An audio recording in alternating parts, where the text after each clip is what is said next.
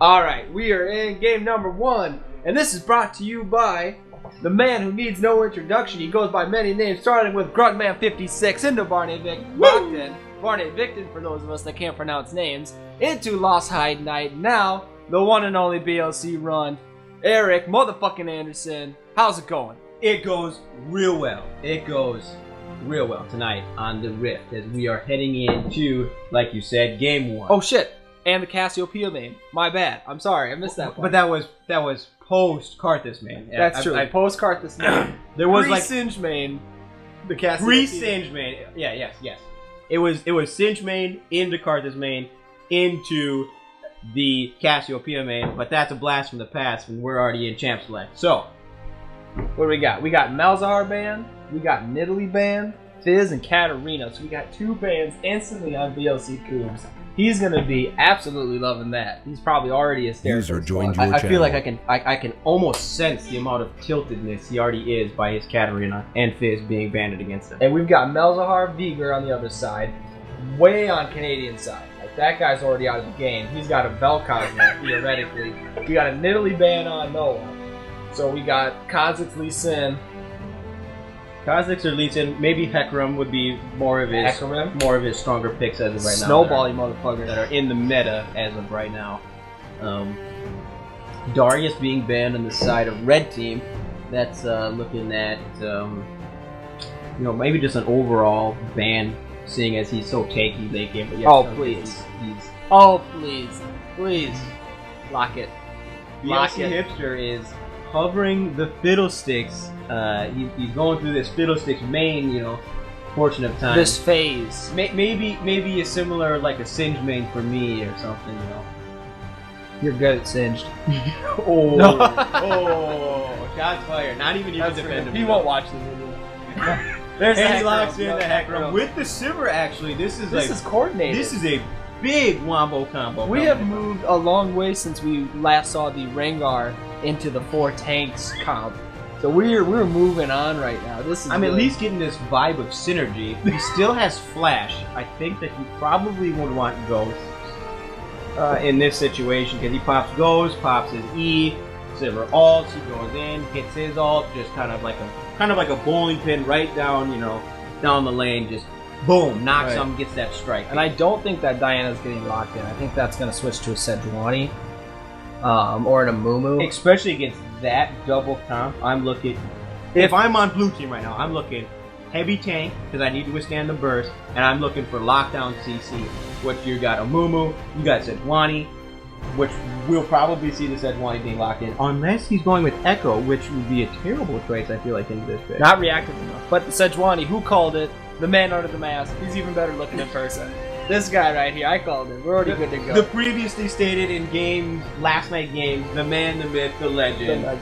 We got a Caitlyn hover on Tristan the Great, but he has teleport, so he's the top laner. He's an Olaf, so we got a super hard. We got a Karma. We have the most face, run at you, pile drive. Get ready for the just big give me wop. a Scion in there, and this is just going. This team will just want to run you over. They won't even stop. They're just going to run past you right for next. Well, I'll tell you what, fun fact here for the people at home here. We're going to take a quick look at it. He's not on right now, but Zach Reinhardt is currently not here. So we got a filler actually in for this game. That's Rage and Replay. David Schuyler. And he is filling in for Zach. And so maybe they'll just have him play Agent Church. Agent Church, yep. So they'll have him maybe play Soraka, because that's what he played. Other than that, maybe he'll play, I don't care, he can play whatever the heck he wants, but we'll see what they actually decide on what they want him to do. That being said, Abyss of Storms has Exhaust right now. He could be looking at a support Canadian. And we've got a Vladimir and a Laui locked in. So we've got a Snowbally top lane, which will fall off. We've got a Vladimir who can hopefully win the 1v1 matchup against what I'm assuming is Karma, but we're still waiting for the Raging Replay pick. And I feel like actually Karma gets destroyed in that lane against Vladimir. I think all of their lanes actually get destroyed, but at the end of at late game, if they last that long, it's going to be just a clusterfuck of team fights. I'm excited. Oh, the Taric. Oh, but that ulti. Oh, the Taric. Huge. Oh, this is it. This is it, baby. This is going to be a great game. We're going to go into game 1. It's going to be good.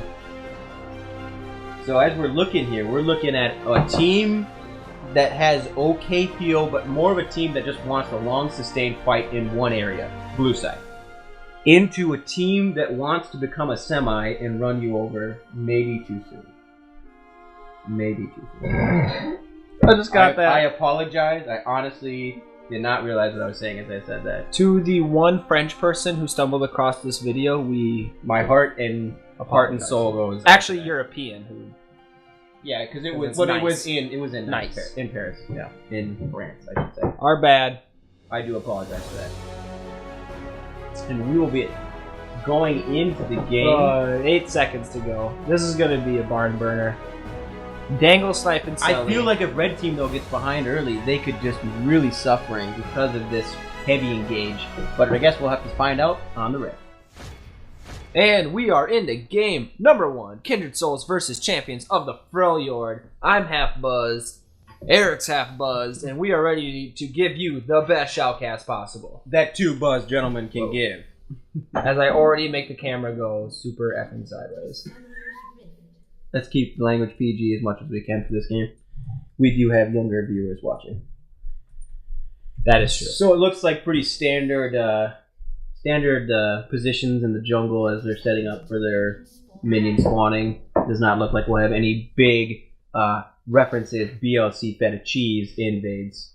Right. Sensor's not in this game right now, so there's not going to be any early game invades.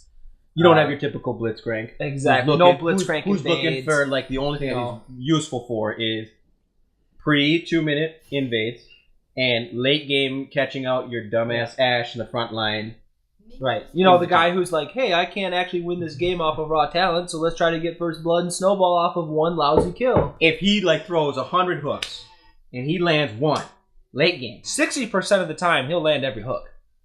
60% of the time, he lands his hook every time. Boom. Correct. Exactly. I just want to make sure that stat was portrayed correctly. Looking actually real quick, Olaf is starting top side in the jungle, and Sejuani started bot side in the jungle. Well, Olaf would be their actual top. Hecarim. So Hecarim is probably going to go for red buff, and he did take Ghost. He did end up switching to Ghost instead of Flash, which with red buff, is he actually looking to come right now? Level 2? Is he actually looking for a level? So he's probably got his EQ combo, which actually for a Lowly who probably started his Q, he could be seriously in trouble here. But he's actually looking to invade blue buff. Invading the blue, that's why he's doing it. He's gonna he's gonna put a lot of pressure. What's his name now? I almost said safety first, y'all. Hipster. Hipster being a Plat 5 and having a lot of experience in League of Legends, he's going to use that as an advantage to get ahead of Mellowwood. Mellowwood's going for a standard start. Going to find out that as a Sejuani, his blue's missing. It's not going to be easy for him to keep going. And actually Sejuani suffers really heavily, especially early game, to not have blue buff because of how reliant she is on her WE combo to help her with the clear faster, and that he's actually going to be pretty surprised right now as he looks like he's approaching his blue buff, and now he's going to be probably pretty frustrated that now he's realized his blue is gone, and he kind of has to figure out what he's going to do now to make sure that he can keep up with farm and level now that he does not have the sustainable blue buff. Tristan the Great really just poking down Grifsor up here in this top lane with these axes, and in lane Olaf almost 90% of the time will max his Q first. There might be some rare situation that he might want to max his E or W, but definitely Q. It just helps with your chase down. It helps with your poke because he's such a, especially against more ranged champions or champions that have ranged skills like Alawi's Q. And actually, we're getting an on my way ping right now from Hecarim, and he's actually going to catch Sejuani, stopping the gank. Sejuani's actually really low right now. He is eyeballing her, but he's going to try to go up towards top, but Grifsor is going to back off because it is warded. He knows exactly what's going on. Hecarim might look to invade here. BLC look for some either jungle or maybe trying to pick up the Sejuani because he did see that Sejuani was really low. Mellowwood. And Abyss of Storm is actually currently winning this lane, down by 6 farm, but significantly laying out more. Hooves is out actually, but here comes. Oh, but the dodge though, the swift beat, and he gets out. Wait, how was that animation? He used Hecarim E'd onto BLC Cubes, which I don't think actually counted as his E because it looked like he E directly back onto the minion, meaning his E was not reset. Or his E was reset, I'm sorry. And like on paper, yes, but that's not how it should work because he Exactly. got the jump from his E initially onto Vladimir, but then instantly turned around and it looked to me, with my blurred vision, that he actually E'd onto a minion next to him. And actually, Hipster is going to give over his blue buff to Abyss of Storms because he got the initial one from Mellowwood. So that's going to give Abyss of Storms a huge advantage. That's a really good early game play on a team that's so focused on late game to try to get ahead even earlier. That's a good move. Yeah, and that's actually a huge sacrifice to Hecarim because, I love playing Hecarim. I think he's a great champion, but he is 100% a mana whore. I mean, you spam. I mean, what allows him to be able to do his camp so fast is you just spam Q. And yes, it's only like 45 to 35 mana, I think, between the leveling. But like, still, I mean, if you're spamming that every 3 seconds, now he's probably got 2 or 3 points. Oh, he's level 4, so he's got 2 points into his Q. Probably soon to be level 5 here. I mean, that's going to start really wearing and tearing on his mana bar.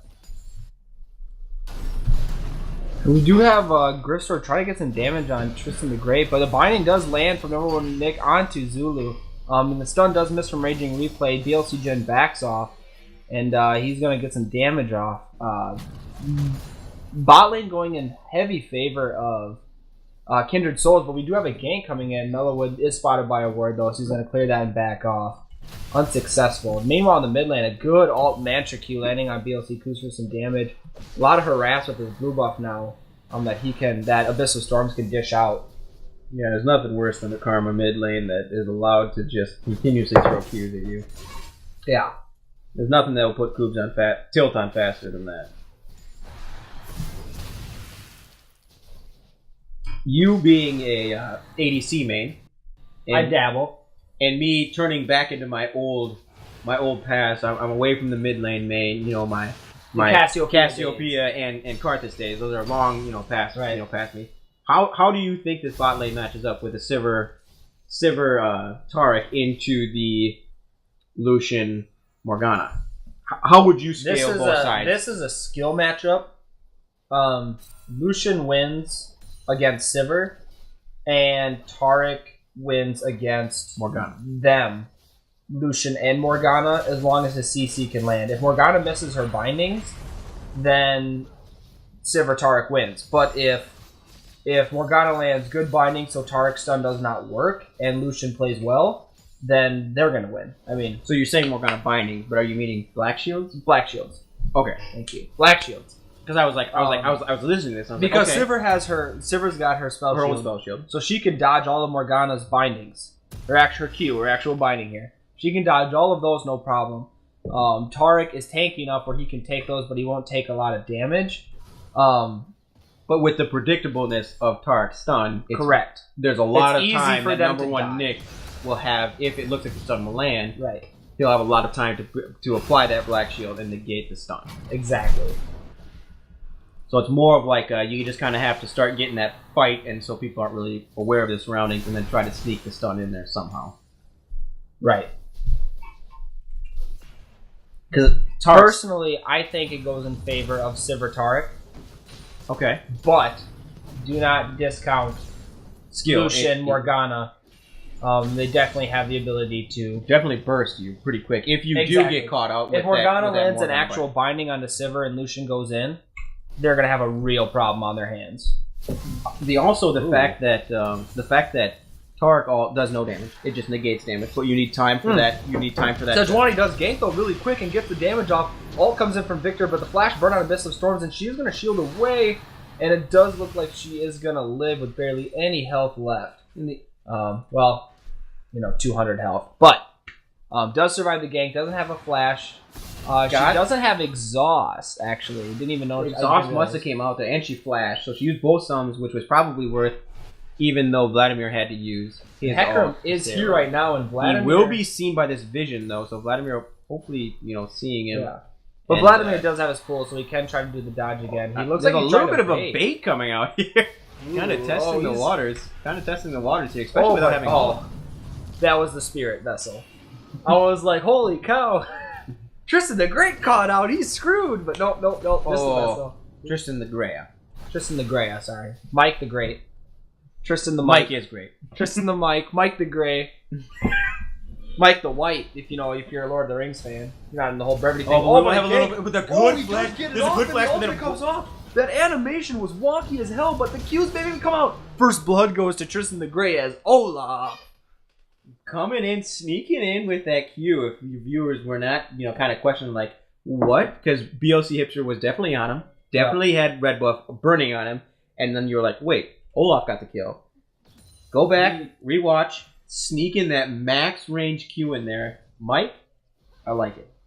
The wonky animation from that, Hecarim made contact with Alawi as the flash was made, which is why Alawi got knocked to the side still. Probably something... After the flash. Exactly. Something very similar that happens when you stun an Ezreal or a Tristana. They still get away from you, but the damage is done. And Hipster goes on to number 1 Nick, but he gets hit by a binding, so he's got to back off. Mantra Q comes out to zone away from Karma. And actually, Silver and Tarek right now looking to maybe make a play, but Sejuani's there. She does have her ultimate. What is to counter fight, and they are kind of low. And the Scuttle Crab goes over to Kindred Soul. Sorry, they're maybe looking at Baron, but a teleport comes in from Olaf to the top lane. Olavi doesn't have a teleport either, so it's an even trade, and they're not going to have either top laners at this fight. The blue buff looks like it is going to potentially go over to Karma. She gets the Q, and she does get it. But there's the Sejuani ultimate, and the Hecarim's going to go down to the Sejuani, and then the Vladimir's getting the Q and the E damage off onto Abyss of Storms, and he's going to get the kill. Meanwhile, on the top lane, Olaf is just going ham right now onto Alawi. He doesn't even care that he's got the Spirit Vessel pulled on him, but he's going to back off because he's going to take a lot of damage from that Q. So it is a 2-for-0 in favor of Kindred Souls, which is kind of against everything they tried to work for in the early game.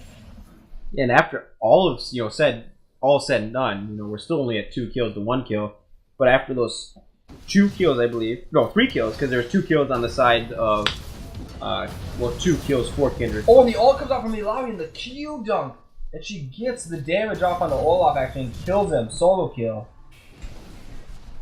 Yeah, Olaf maybe not respecting, that the tentacle that was on the wall there, and not really respecting on the fact that when she Qs and then instantly Ws afterwards, there's going to be that double dunk damage plus the regen that she gets from the dunk.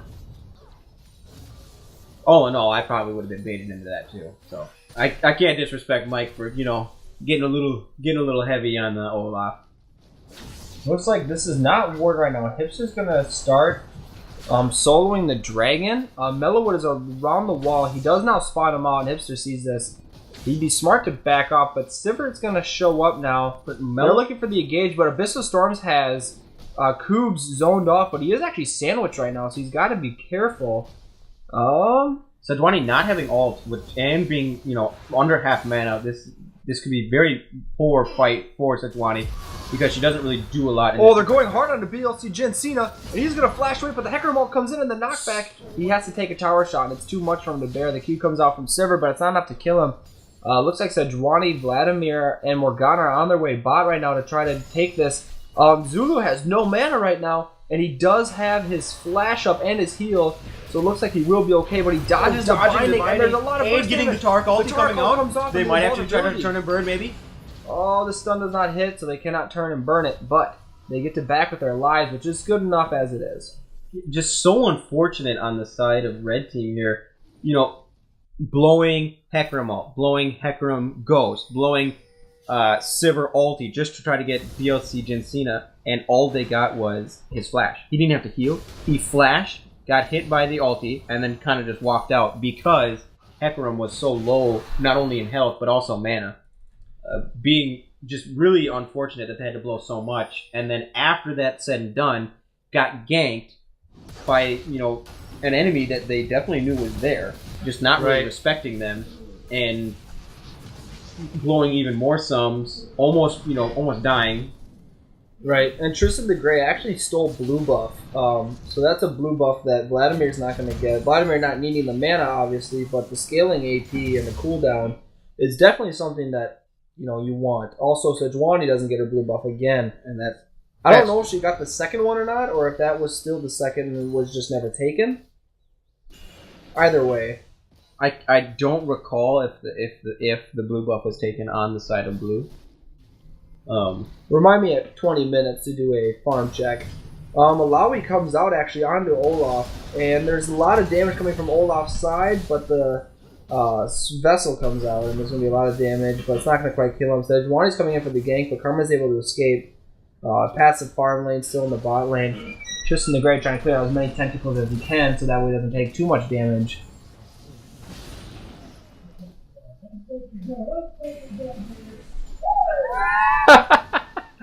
Oh, sorry, we got some loud noises from the room. Alright, here comes Hipster on the Alawi actually doing a lot of damage. The jump comes out with the ultimate right underneath, and Tristan the Great gets another kill, which is huge for Olaf at a hard engage comp.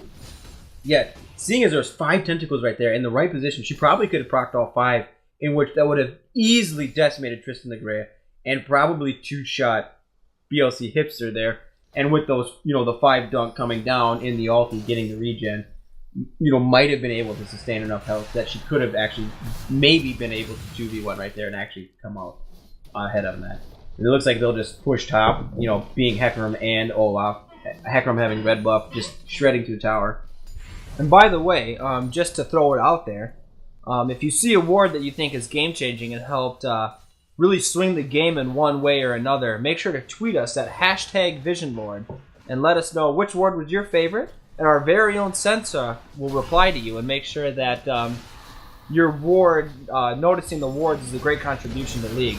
But anyway, the binding gets caught on the Zulu and the Tarkal's coming out, but it's not good enough. And the teleport comes in from an Alawi and the vessel gets pulled. Tarka is probably not going to pull away from this, and that's a double kill for the Vladimir. Hecarim comes in and dunks on top of the Sejuani for the kill. Karma very low and trying to get out with all of the utility, but the alt dunk comes in from allowing the flash away from Abyss of Storms to escape, and that's a great flash from Canadian on that one. But it looks like the Dragon is going to go to Kindred Souls. 1 for 1 or 1 for 2 trade? One for 2 because Zelu got caught out by the binding, blown up. Raging Replay maybe reacting a little slow, not getting that ult off right away. Maybe could have, saved her to the point where if she had flash, didn't have flash, so it doesn't matter. There was no way she was getting out of that situation. Right. But during that whole mess, Alawi actually did not flash ult. She flash Q'd, so she still has her ult. So, they'll be able to apply pressure here, hopefully mid soon, and having Alawi ult, all other ults on both teams being down other than Karma's, of course. #broken. Definitely should probably be trying to pressure right now, even with their, having higher health bars and mana bars, and being in a situation that only Sivir and Karma can really wave clear on that team, where you have Alawi, you have Vladimir and Morgana, you have Lucian, who all have, as a combination, could wave clear very easily.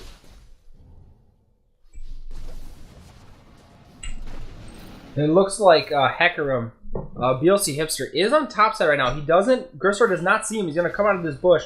Here comes the Ian. He's going to kick him into the wall right now, and Olaf is on his way. The dunk comes from Vladimir. There's massive damage. It destroys Hipster. He's going to kill. And there's the double kill. Oh my god, the 1v2 and the damage that came out from Grisor on that is Alawi. Is Sejuani coming up, maybe just trying to help push, but, initially coming definitely because he was outmatched in the 2v1.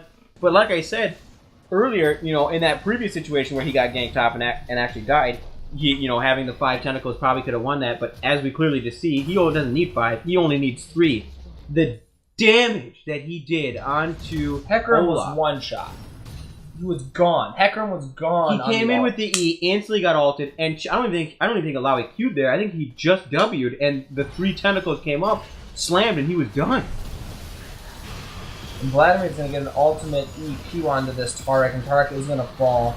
Sivir is going to fall as well, and that's a double kill, actually, for BLC Cubes. And this is turning into a very big snowball or for Kindred Souls, rather. Not something that's going to be easy to bounce back from.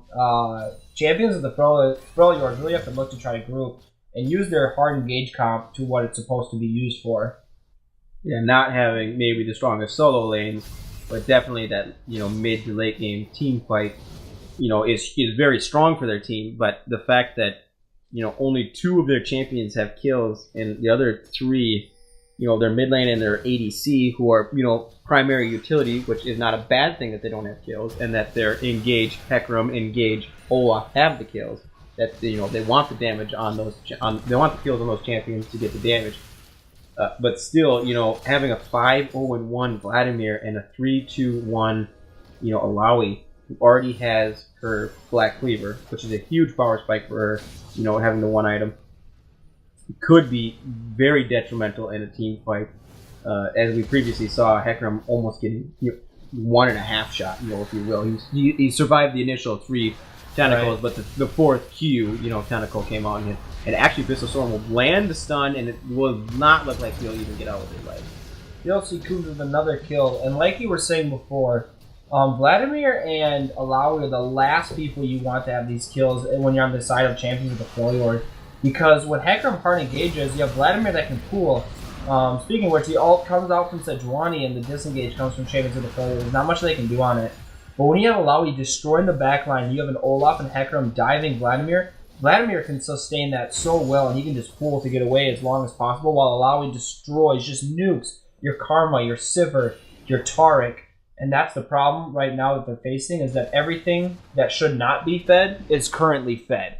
So Champions of the Failure are going to have a hard time picking this one back up. Now, they're only down about 3k gold, probably 2.8k gold or so, give or take.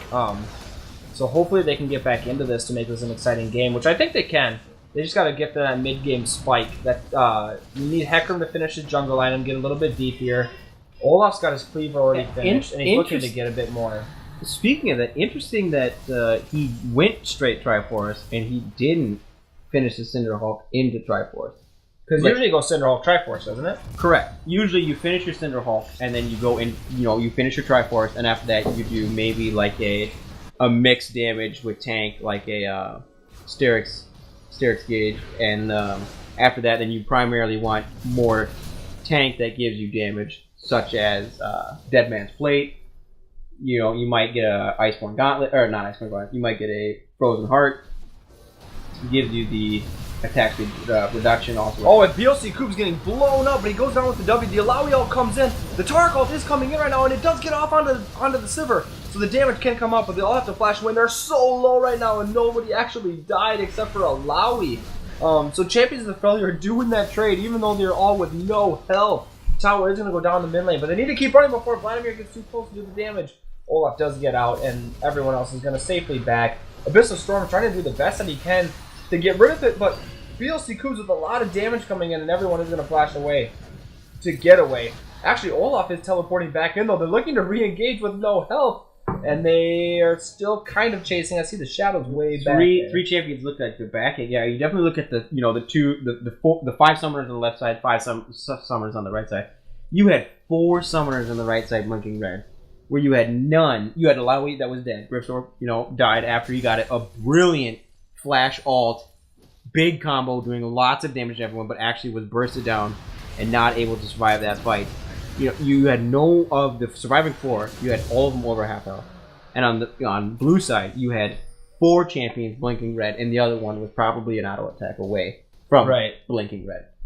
Well done by blue team there, being able to pick up that team fight, push down mid, take mid tower. Right. Good on blue team for what they acquired in terms of objectives. They got a turret, they got a dragon. Also good on red team, though, for disengaging it properly and not losing anybody, and actually picking up a kill at the end of the game. Or at the end of the day. Credit to the Taric ult coming in just in the nick of time that allowed Sivir to live and get out, because she was walking out with maybe 15 health. We're actually a little bit past the amount of time, but we're 23 minutes in right now, and just looking at a few farm differentials here. It looks like Sivir and Lucian actually right now, 175, 175, and actually Lucian's going to go hard in onto the Sivir, but everyone else is in here right now. Hipster looking to dive onto the Lucian. The damage coming out from the Sivir, and it looks like they're going to get out just fine. That's a kill on Sivir, which is huge, actually, which is great. And Abyssal Storm is going to get out in mid lane here to hopefully hold it off while they push down bot lane. We're back to the root point, ever. Top lane, Alawi's winning. Jungle, you got Hecarim winning. Mid lane, Vladimir. Bot lane was tied, but now Sivir is winning. Because, and then support. Because, DLC Vincent did fall. Right, Which allowed exactly. Sivir to pick To up the get extra the farm, kill, push it into the tower like any ADC should in that Right. situation. And rotate mid because blue team was Right. At the pressuring. time, it was tied. Correct. But now, currently. And then Tarek only being up in farm because he does have Relic Shield, which allows him to, get the passive stacks for the AD carry. Right. Which makes his, farm look higher than Morgana's. Oh, and Hecarim actually catching out Morgana right now. She's forced to flash away, but the ult comes out.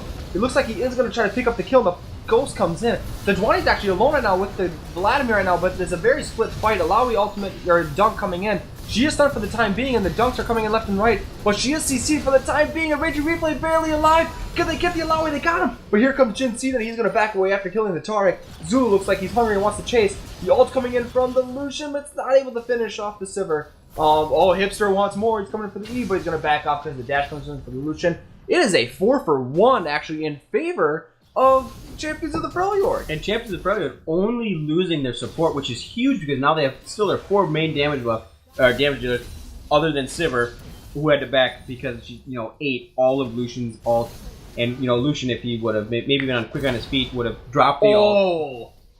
Oh. That just Horsey dunked. Oh he got 2 hooves to the mouth and put down on his ass. Donkey just called me and said, holy shit.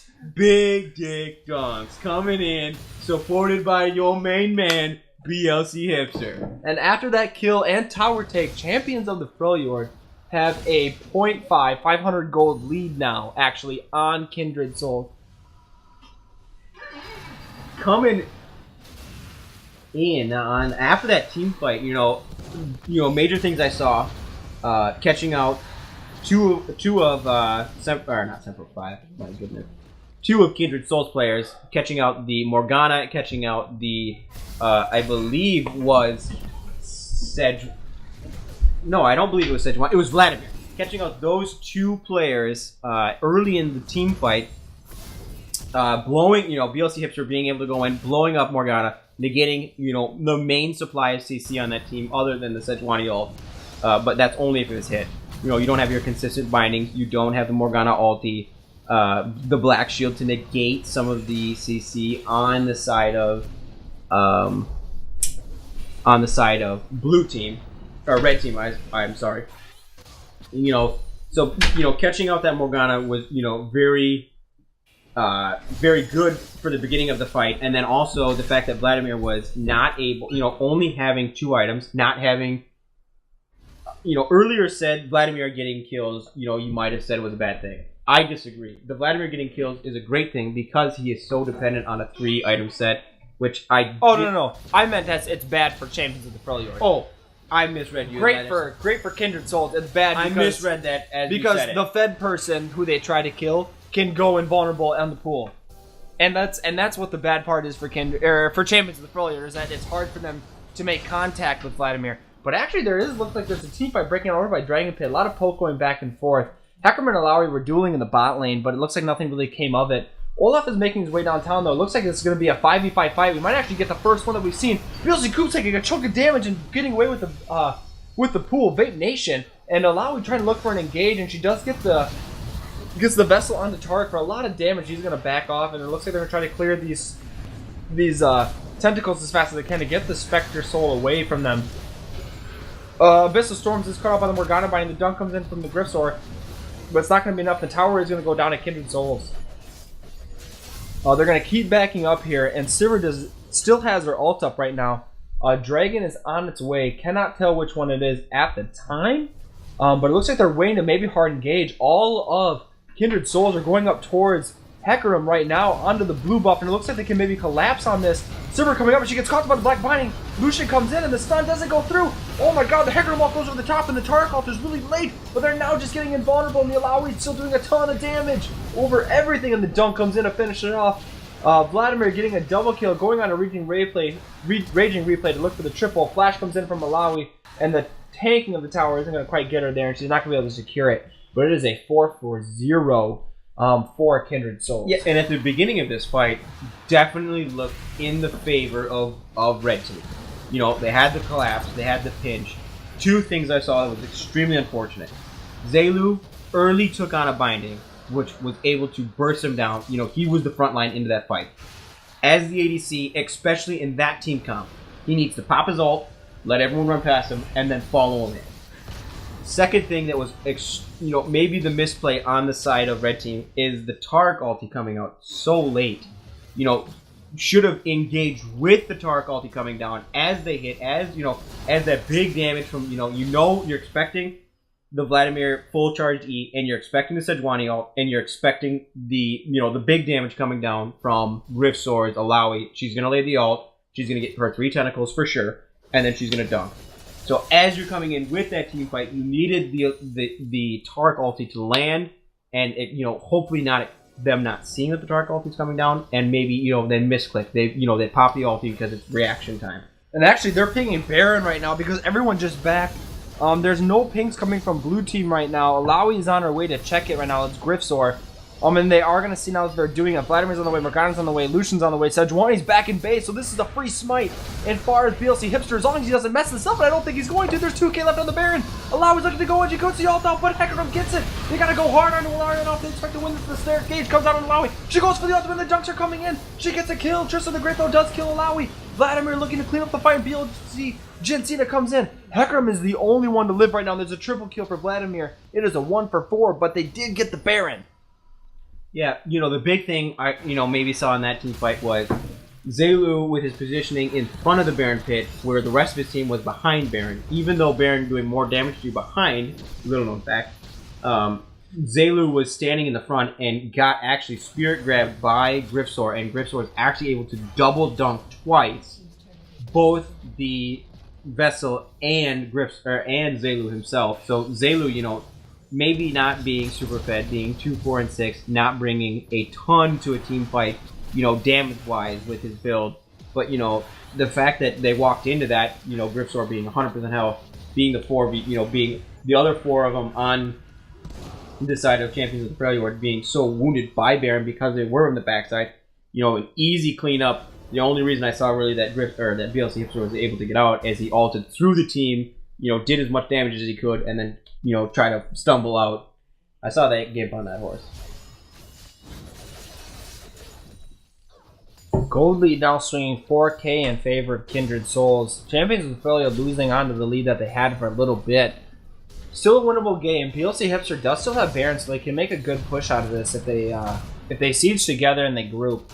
Malawi's going to take some blue buff here. Vladimir not needing it, neither Sejuani towards the late game. Alawi becoming a monster, but Alawi does fall off later into the game if Hecarim and Olaf can get tanky enough to survive. Same as Tarek, survive the damage that she dishes out. Well, the two things that you either out tank her damage, out position her damage, or you out CC her damage. And on the team currently that Champions of Freljord have, they don't have a lot of CC. Right. They only really have the Tarek stun, which is a predictable CC. So, you got to negate the fact that they're going to be able to out-stun her damage, out-CC her damage, out-positioning her damage. You don't want to fight in the jungle. Get into an open lane, that's where you want to fight anyways with this team that really wants to run at you. You don't want to run through the jungle in which multiple people can split ways. You want to keep the freight train running as a group, as a core. And the third thing was you're out going to tank it. And as they are currently behind, having to keep up building damage and not really tank because they have to keep up with the damage of their opponents. Maybe if the Tark ulti comes down preemptively and catches out Sejuani's damage, or not Sejuani, I apologize, Alawi's damage is the only way they're going to out tank her damage. So currently, Uh-oh. No, Hipster, no. Okay, we're good. Oh, that could have been scary. Still standing there. PLC Jin Cena being maybe, not being in the bush, even though it's pink. Spooky ghosts are coming out. Raging Replay looks like he's going to be caught out. He's going to get maybe bursted down. Let's see. Ult activates. The ult is activated, and Hipster goes in for the damage. Here comes the Silver Q, and the dunk comes in from Alawi. Morgana is down. I can't even see Alawi at this point. Vladimir's down. And this is 20. It's a triple kill. Oh my god! It's the ace from the Hecarim! It's the triple, the double, no, the Abyssal Storm's got Alawi! Is this the man? God. The myth! The legend! Oh my god, the 8th wonder of the world! Sivir comes out with with the triple kill. And like we said, the Tarek ult needs to come down preemptive. Maybe not thinking that he was going to preemptively ulting probably for himself being caught out, which any, smart Tarek would have done. Papa Smurf, don't lick your ass! Yeah, shut the lick fuck my up. ass, bitch! Fucking Coobs. Looks like they are going to get the inhibitor off of this one. That's easy. Not a problem. And they are going to back out at this point in time. Don't tell me that. They are going to start backing. And I'm predicting a very... just bear with me on this one. Within the next 3 minutes, I do think that Kindred Souls is going to hard throw this game. Would you like to put a bet on that? I would put a $100 bet that anyone out here watching this game right now had made one person maybe listen to this commentary automatically because he's in the channel, has to bet me $100 that, in fact, Champions of the Freljord win this game. Within double or nothing. 2.5 minutes. 2.5 minutes. User actually, left now. your channel. Lowering your amount. Just left. User joined your channel. Good one, Brian. Fantastic. All right, it looks like Kindred Soul's going to start taking this, and they're going to actually take the Elder Dragon, but, however, Champions of the Freljord are looking to go in on this, and they can get the Silver Ult to activate to go in on this. It's got 5,000 health left onto the Elder Dragon. They're dancing with the devil right now. They just got to hit the trigger and go. There's the trigger, and they're going in. Hecarim goes in, and he's getting to the 700, 500, 100. Sivir gets it, and the Tarek ult is coming along, and everyone's getting blown up. BLC Jin Cena on the Lucian in the backline dying. Everyone's dying. Triple kill from Josh. Hecarim is bloodthirsty. Gets the Lucian, and he kills him. The only one surviving is Alawi, and that is a 20-20. And they've got a 4K gold lead, and at 35 minutes, it looks like Champions of the Freljord are actually going to win this game. It's a 4-for-0 sweep. The big thing coming out is that 2 preemptive smites come out, and I actually believe the Q from Sivir going in, probably not to steal, but probably just to do damage overall to the team because they were so clustered, actually came out and took Elder Dragon, which allowed them to just vaporize. Well, I'll tell you what, in this game, we are witnessing... Testify! The 8th wonder of the world! Champions of the Freljord have beaten Kindred Souls, and we're going into Game 2! Alright, and we are in... We're in Game 2. Game 2. And we are in Game 2. Everything is the same this time around, except for the only thing that's changed is we are slightly more buzzed, and the competition's User joined your getting channel. significantly better. We welcome the user who just joined the channel, who's listening, and I'm guessing it's Brian. I can't check because we're recording, but it's going to be a good time. Ban number 1 coming out on the side of Champions of the Freljord. They're going to ban Fizz, and Kindred Souls is going to ban Malzahar. We're going instantly back over to Champions of the Freljord to ban Darius away from Griffsword, which is an iffy ban. It works. He plays it because Griffsword plays everything, same with Coobs. But the thing about it, though, actually, is that usually you ban Darius because you're afraid Griffsword is going to counter you. So are they going to play Olaf again, or something that goes against that? Well, Darius is being such a super good lane bully for most players or most matchups. But the thing I think they're worried about is the fact that late game in the team fights become so tanky, and yet can still do so much damage if he gets one reset. It's just like leapfrog. He's just hopping around, axe up, guillotine down. Right. And actually, Champions of the Freljord, Kindred Souls ban Hecarim and Tarek. Both the Hardened Gauge and the Ultimate Arrow. That's going to be a huge blow to Champions of the Freljord's comp. So they're going to have to kind of switch things up with the whole Hardened Gauge comp. Losing your Hecarim, which is your main flagship, if you will, into the fight. Slingshotting him with the ulti, and then you have the Tarek, which allows you to, the fact that they were able to build just pretty much straight damage last game because they were hoping Tarek would come out to negate the damage of the other team, being invulnerable. But Abyss of Storm locked in Scion. I'm already only seeing 1 of 10 champions. I love this game. I'm hyped. I am so hyped right now. It's unreal. I think Scion is such an underplayed champion actually right now in this meta. I think that he actually, being a lane bully, being heavy engaged CC, being tanky as all get out, having the passive ultis, you have to kill him practically twice in a team fight. Actually, number 1 Nick just locked in Maokai. Number 1 Nick might be going top lane. We might be getting a Mellowwood support and a Grisor jungle with a BLC Cubes mid still to offer more bot lane dominance over Zulu and Raging Replay. Zulu? I believe it is pronounced Zelu. Nipple Stitches. The man, The man, the myth. the legend, Nipple Stitches.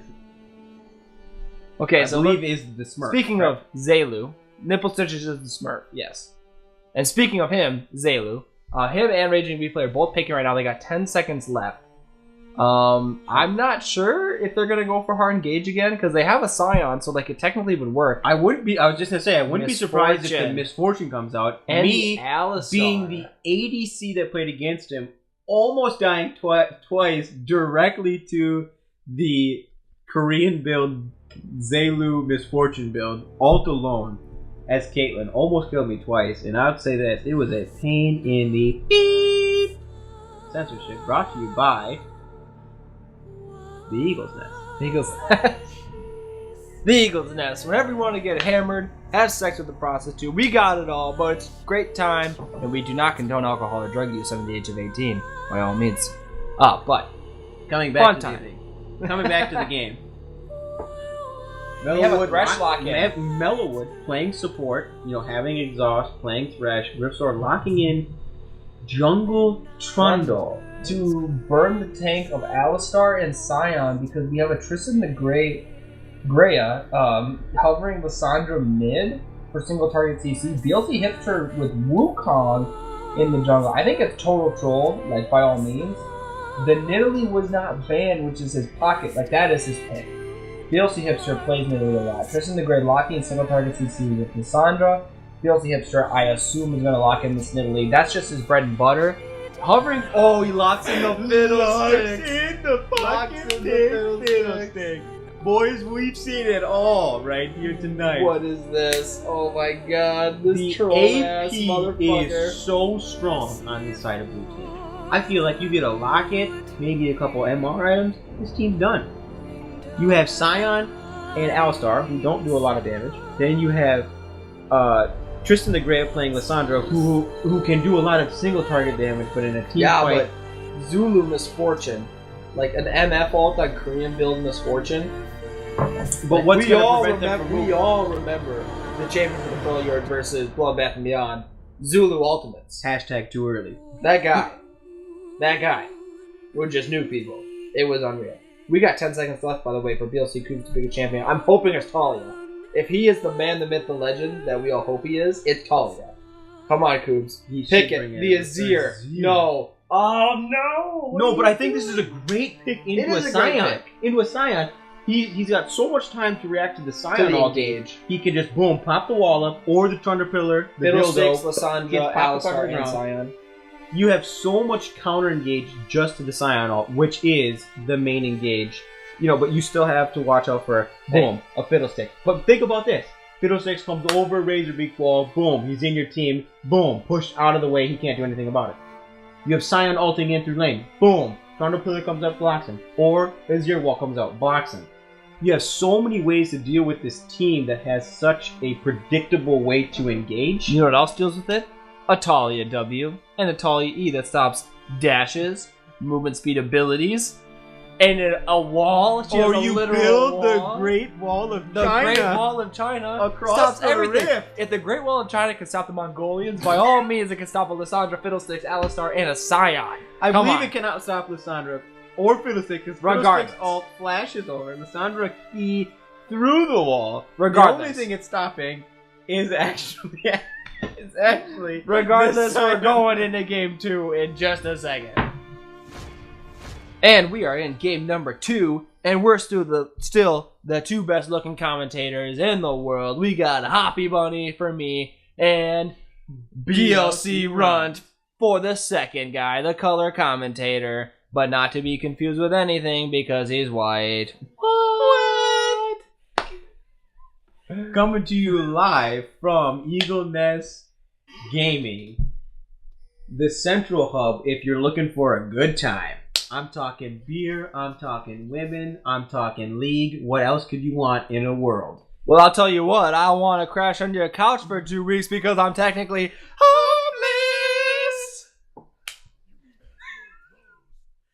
coming into this game hot and ready, looking for a good time.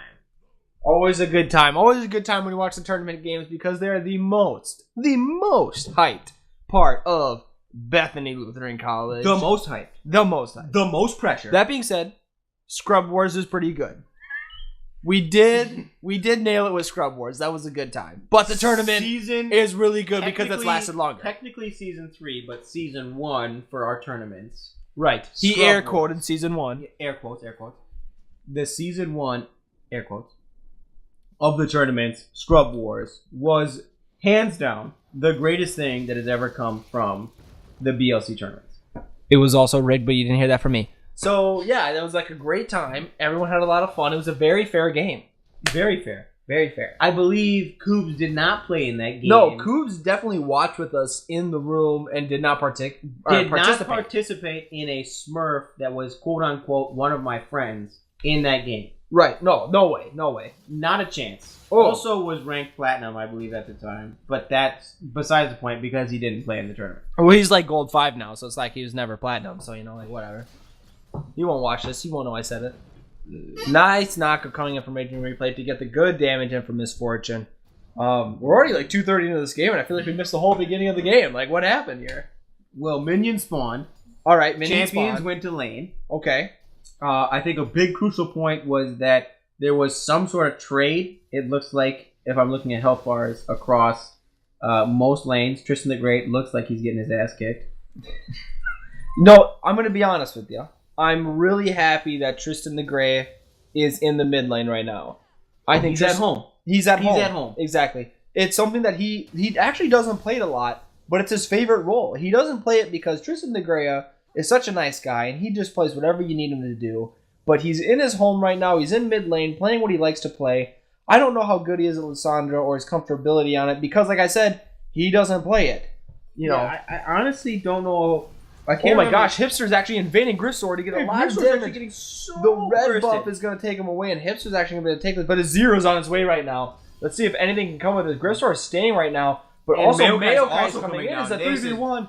Hipster, baby, This you is a gotta run. dangerous look He's at first draining for blood. the red buff, and he's going to get first blood, and Tristan the Grey is going to start running away. The feta cheese coming out. Ooh. Not executed perfectly like ya boy coming in with Ya the boy. BLC feta cheese. Which is runt, in case for you younger folks that are watching. Didn't realize that you were being smurfed upon in the bronze elo. Silly BLC Hipster. Grisor is not Mellowwood. He has a much firmer grasp onto his jungle in the beginning of the game. Started top side He's instead got of bot vision. side. He's got his boys coming in dedicated for the first blood. He's got the pillar. Watch yourself when you're invading, brother. You, You gotta gotta- lay the vision. You gotta see Azir leaving lane because you got minions. You got Tristan the Grey. Not maybe he's telling you that, hey, Azir's coming down. You got Sion in the top lane. Maybe saying, hey, you got Maokai coming down. Your Fiddlesticks level 2 trash getting dicked on. Trash. Well, I mean, he doesn't have his combo. He doesn't Right. have his fear, Right, he has silence, nothing. drain. He has nothing.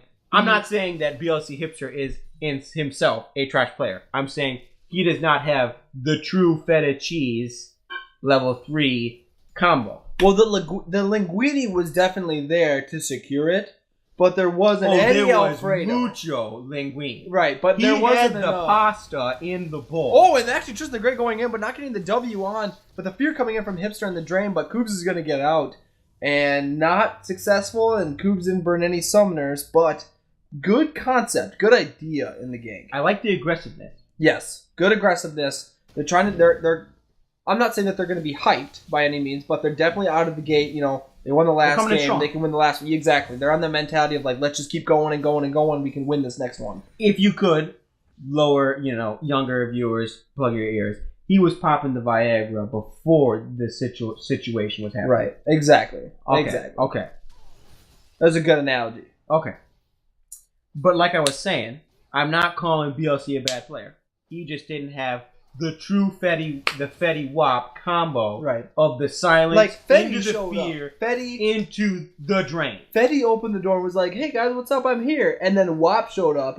The part of Fetty was like, hey, like this isn't gonna work out. But Hipster comes into Grissor's jungle with Tristan the Grey to get the CC. But oh my God, Grissor's doing a lot there. But Zaylu and Richie Reedley show up. The knockout comes in, and Grissor's gonna die. didn't see him on the mini Oh my map. God, Zaylu, where did you show up? I What was this swear Fetty there was Wap? a bar tunnel in there somewhere. We were talking about Fetty. We were talking about Whoppin'. And all of a sudden, Zaylu shows up and he Fetty Wops. He took the Fetty Wap straight out of Compton.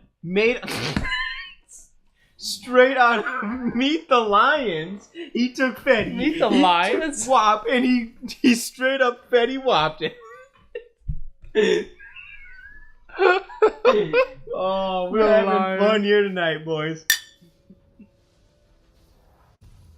Remember Meet the Lions from when you're younger days? You know, you took the two parts of the word. And That was like, no, that was like, he was like, buh, at, boom, boom, bat. Yup. He was like Fetty.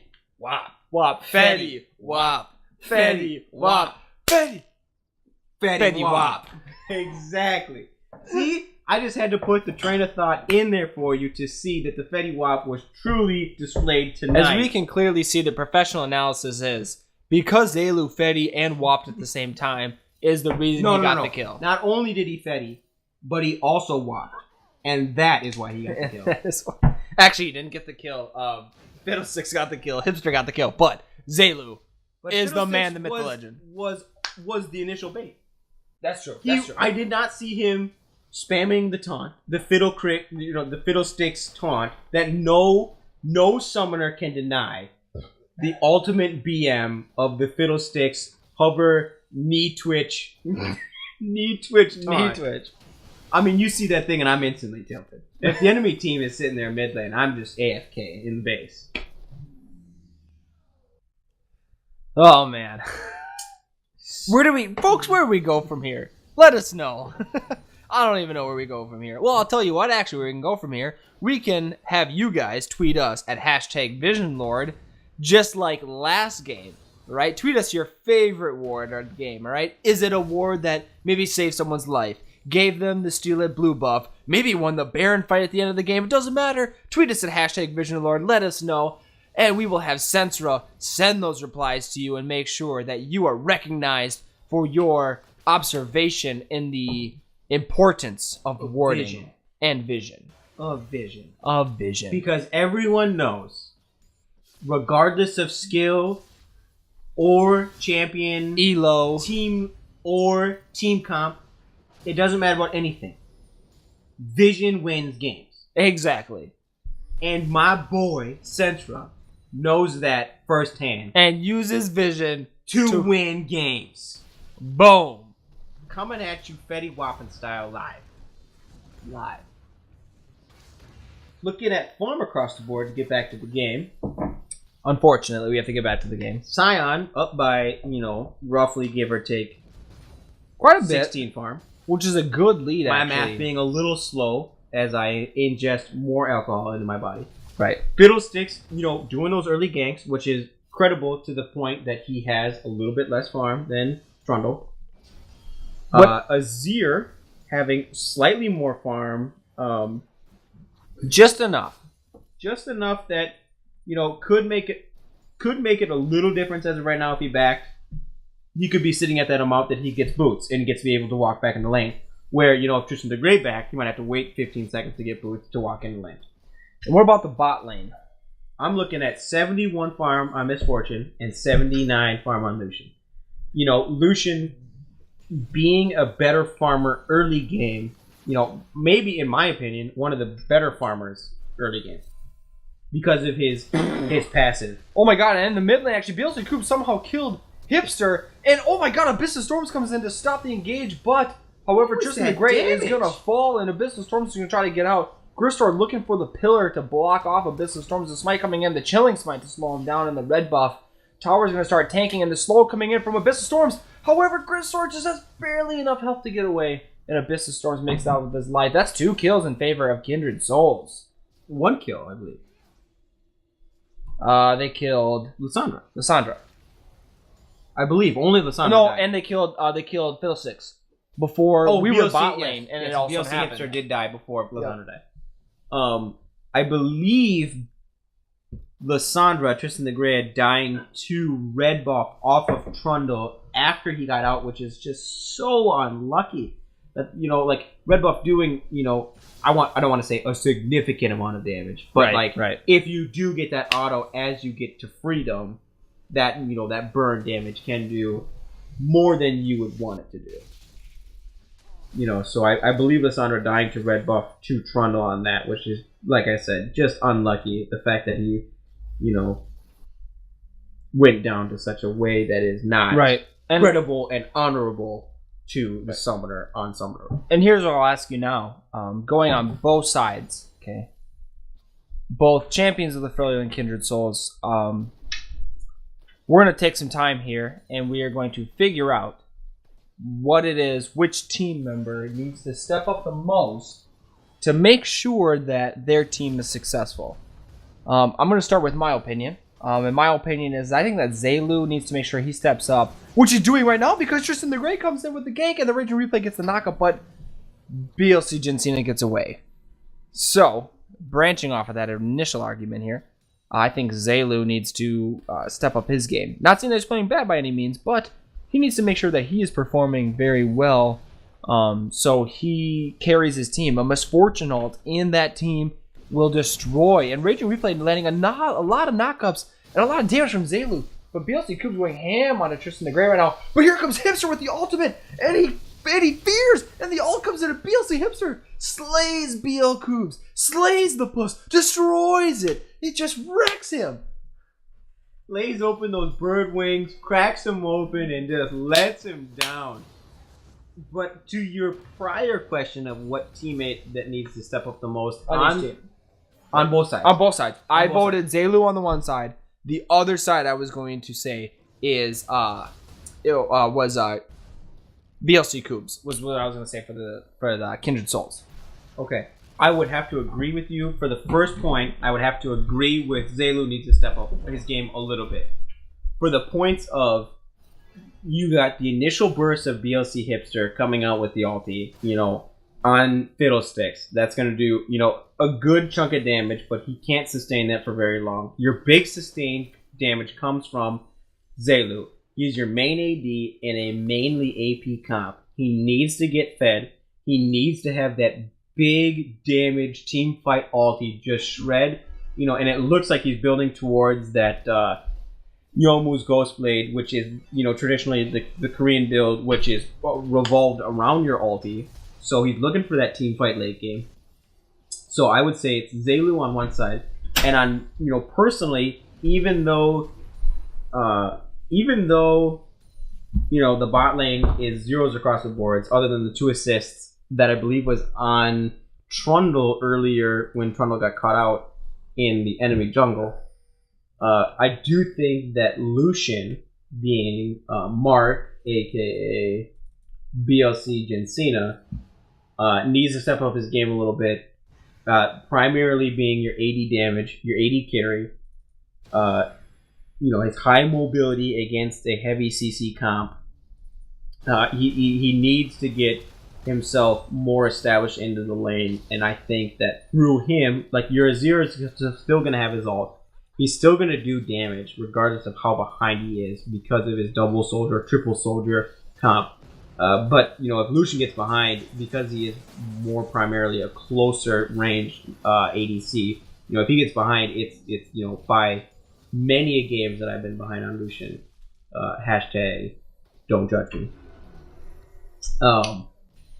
You know, it's hard to be effective in a team fight, especially against a team that has not only a Alistar with an ult, but a Scion. So you have to build armor pen. So I think my 2 votes go out to 1, Zaylu, and 2, BLC Jensina. That's what I like to hear. Differentiating opinions. It's good stuff. It builds conversation, debate. That's why we watch, isn't it? Absolutely. But back to the initial point of the game. We're at 1548 in the game right now, and we have, across the board, Scion winning in farm by about 15 farm or so. 16, give or take. 16, give or take, right. And what about the jungle? Being, a pretty even 2 or 3 away, still I want to give credit towards BLC Hipster of being maybe a little bit more aggro in the ganking stage. I mean, I'm not saying that Trundle didn't gank, or Griffsword didn't gank a lot earlier, but I guess I noticeably have seen more of BLC, not Gen Cena, BLC Hipster. There's so many BLCs. Many BLCs, absolutely. Coming to you live from BLC. But they're BLC Hipster being more, earlier level ganking, but, not discrediting Griffsword on his ganks that he's already provided in this game, seeing as he is 2-1-1, where BLC Hipster is 2-2-0. And actually, I would love to talk about some builds really quick, because just like looking across the board, Scion actually building a lot of armor, but not finishing his armor item, building a Spectre's Cowl as well to deal with the Maokai damage, but also building towards the late game with a Trundle and a Lucian. Also across the board here, as I'm looking, looks like Fiddlesticks is working on his Zonias. Azir working on the newer Azir build, where you go Gnashatooth and Berserker Greaves. Not sure what he's going to build next. And then the most interesting is how Zaylu's going with the Korean build, which is what you should do. But Jin Cena is going actually with the Essence Revolution build, which isn't necessarily wrong. Right, which isn't wrong. It's the standard build, but the Korean build is way more favored nowadays than the Essence Reaver build. And I would say, especially in that matchup, I would personally do the Korean build, because you're looking at you're gonna outburst and outmaneuver the Misfortune. Oh my gosh, and Hipster actually counter ganks, and they all coming in from Abyss of Storms to counter gank. They destroy the Maokai.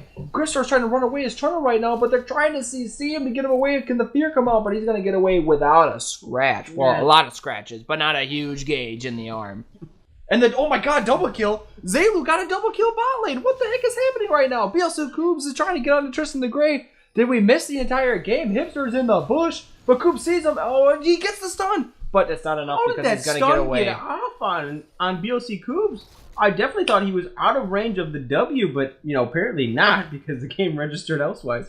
But, I definitely think at that point in time, at about 1730, we can honestly say the key was inserted to the chastity belt, unlocked, boom, and the game blew open. Blew wide open. Oh my god, BLC Koobs might be dying! He's getting out of the crow! What the hell just happened? We're using sexual references on the side, we're not even paying attention, and shit's happening in the mid lane! What's going on? BLC Hipster, actually, the troll-ass motherfucker he is, laying down the single crow, not a single bounce, and KSing Tristan the Grey, who is 0-1-3. I kid you not. You could have yakety sacks that. He was mid lane, didn't get the kill. Yakety sacks him. He does a full loop around, comes back mid lane, and then KS is the kill. It is pure comedy in terms of League of Legends goes, right? BLC Hipster is now 4-2-0. He is 420 blaze it on Fiddlesticks right now, and that is something to appreciate and respect. Though I would give most credit to KS's to Langer Banger 31, as we primarily know him as. Right, of course. Because that will go down as infamy. As being the one who ends the game somehow positive, ridiculously positive, by no means ever actually using skill to solo kill, but somehow using his magnificent power to KS to find all of his kills. Where I feel like BLC Hipster is, riding the coattails of Langer Banger 31 in that category, where sometimes I think that Noah or BLC Hipster can use his, mechanical skill and champion skill to outperform, but at sometimes, like, as we clearly just saw, he walked in, threw a crow, and got a kill. And we are going to see Hipster, speaking of him, we're going to see him flash over the wall and get away from BLC Koobs and Griffsword. But still, hashtag 420 blaze it. He is still 420 blazes it. We're hopefully going to stay there for the rest of the game, but odds are that's going to change. We're going to have to wait and see. But as we previously said, Eagle's Nest does not condone free... do not condone... Oh, man, and the Azero coming in and knocking right to replay. Wait, but he gets the ultimate off. Tristan the Grey gets the ultimate to heal himself. The teleport's coming in right now. They get a kill on Tristan the Grey. Number 1 Nick is going ham right now onto him, and they're going to back away, but Zelu's coming in right now with the damage. He gets the Q off. Not going to do a lot, and they're going to back away safely, actually. Is he maxing his Q at all? Because I honestly didn't see any damage come down. He's got 5 stacks right now on his Q, so he does have it. And the Crow coming in onto the Thresh. And he's taking tower right now, but the hook comes in on a BLZ hipster, but he dropped aggro, so he doesn't have to keep taking. Zelu caught in a position right now, taking a lot of damage. And the Mailkit's going to flash up, but the flash goes to Zelu, so he's pulled away. They get a lot of damage to Burst right now. Hipster comes in with all the damage, but he's going to die. Zelu goes with the ultimate. And there goes Abyssal Storms way into the back line right now. He's doing a bunch of damage. I can't even click on him right now. He's so far back. He's getting a double kill. And he might get the triple kill. But the tower's going to kill him. And Chris starts looking for the other 2. He's so far away. I can't even find him onto the map. The flash comes in. But the damage isn't quite at the tower. Azir comes in, gets the kill on the Zelu. He's looking for the kill onto the Raging Replay. And he's not going to find it. And there's not enough range. And we're going to finally end it. 3, 2, 3. It's an even trade across the board. But Champions of the Freljord still have a 200 gold lead. Just so much absolute chaos in that last fight. You had Scion diving so deep while, other champions in the front line were just getting destroyed. It was just, my mind couldn't even take it at a normal speed, but, nonetheless being slightly intoxicated, more than slightly, being able to follow all that just happened was just absolute chaos, but, a 3-for-3 trade... let's name off the champions that died. Number 1 Nick died on Maokai. Mellowwood died on Thresh, I believe. Griffsor ended up dying on Trundle. I don't know if VLC Cubes died I think he backed and then came back into the fight. I believe that's what happened. Could be wrong. Where you had Scion that died, you had Zelu that died, and you had Tristan Greya that died, I believe. Yeah, and Hipster died. Hipster died first. So it actually was a 4-for-3. Possibly could be a 4-for-3. Right. And no towers taken afterwards. So I would say overall in favor that specific trade to red team, which would be Kindred Souls. I actually didn't watch in the beginning of the first fight, but currently Hipster has his Zonias finished. So he can do like a hard engage with the Zonias now. He could have had in the last fight. Maybe I didn't pay attention. I don't know. But he does have it currently. So it's something that's going to help with their engage a lot. Speaking of which, though, as far as you look across the board, Zelu's 2-1-3. Scion 2-1-2 on Abyssal Storms. On far as on the Kindred Soul side, you have a 3-2-4 Trundle, and you have a 2-2-3 Azir. Those are the Fed champions on both sides. Not sure who's going to deal what in terms of damage, but Azir is on his way top right now. Personally, I think the kills are distributed correctly on the side of Champions of the Freljord. I think that Scion getting the 2 kills that makes him tankier. Fiddlesticks getting his kills early allows him to be able to finish his jungle item and get Zonias, which is huge. Zonias, maybe doing not as much damage as it used to do because of the nerf in previous patches, but it gives you that being able to be squishy, flash, using your flash off of your ulti, going in, and then Zoniasing, negating all damage, is a huge buff to Fiddlesticks. And then the fact that Zelu has 2 kills, and he already has his Black Cleaver and his Yomu's Ghostblade is huge and plus he has an extra 5 farm, not being a huge thing, but still being up in farm on Lucian, where Lucian is going the traditional build, which is a slower damage build, but more long-term over team fight, which I guess their team wants. Abyssal Storm is probably going to go down. He doesn't have any room to ult away from this fight right now. And BLC Cubes is going to pick up the kill onto him. He is going to go down. Mentioning of kills, I already talked about Champions of the Freljords on how they have the kills correctly distributed. But actually, though, real quick, Kindred Souls with the kill the top lane. Champions of the Freljord are going to get the dragon right now. And it is an ocean dragon. They now hold possession of an ocean drake and a cloud drake, actually. Which specifically is phenomenal for their team because they're looking at an anti-engage, so they have their windbreak and they have their sustain in a team fight in facing a team that wants to have long extended team fights. Correct me if I'm wrong. And actually, Tristan the Grey did TP top lane to stop the push, but in the bot lane, Hipster's going in with his ultimate, and he's going ham on a BLC Gen Cena. He's going to get away, but the Zayluwa comes in, not able to finish it. They actually might be able to. Nope, they don't have any minions left. The flash hook comes in from Mellowwood and whiffs it wide left on that one. And the minions are going to come in, but they're going to back away, and they're not going to take the tower. Good move in terms of Kindred Souls to get... I'm so sorry. It's we're drunk. I'm sorry. The pillar comes in from Grimstor and the catch out. Raging Replay pops his ultimate. He's looking for the re-engage. Cyanol comes out in the middle, but he's going to miss, actually. And there are grouped as 4 right now. Tristan the Grey is looking for the engage, but they're going to back away. And I'm sorry that hook missed. It's so hard. I'm sorry. This would not be as comical if I was sober. You flinched when you should have scurried. But he definitely bobbed left when he definitely should have thrown the hook right. And not to discredit the player that actually playing the champion. Man, no. It's... But unfortunate series of events. It's okay, buddy. We understand. It's just, it's funny because we're drunk. I have personally missed plenty of flash, specifically flash thresh hooks, being a prior thresh main. But that one was just, I'm sorry, the booze got to me, and I apologize for any discredit that I'm giving to the champion.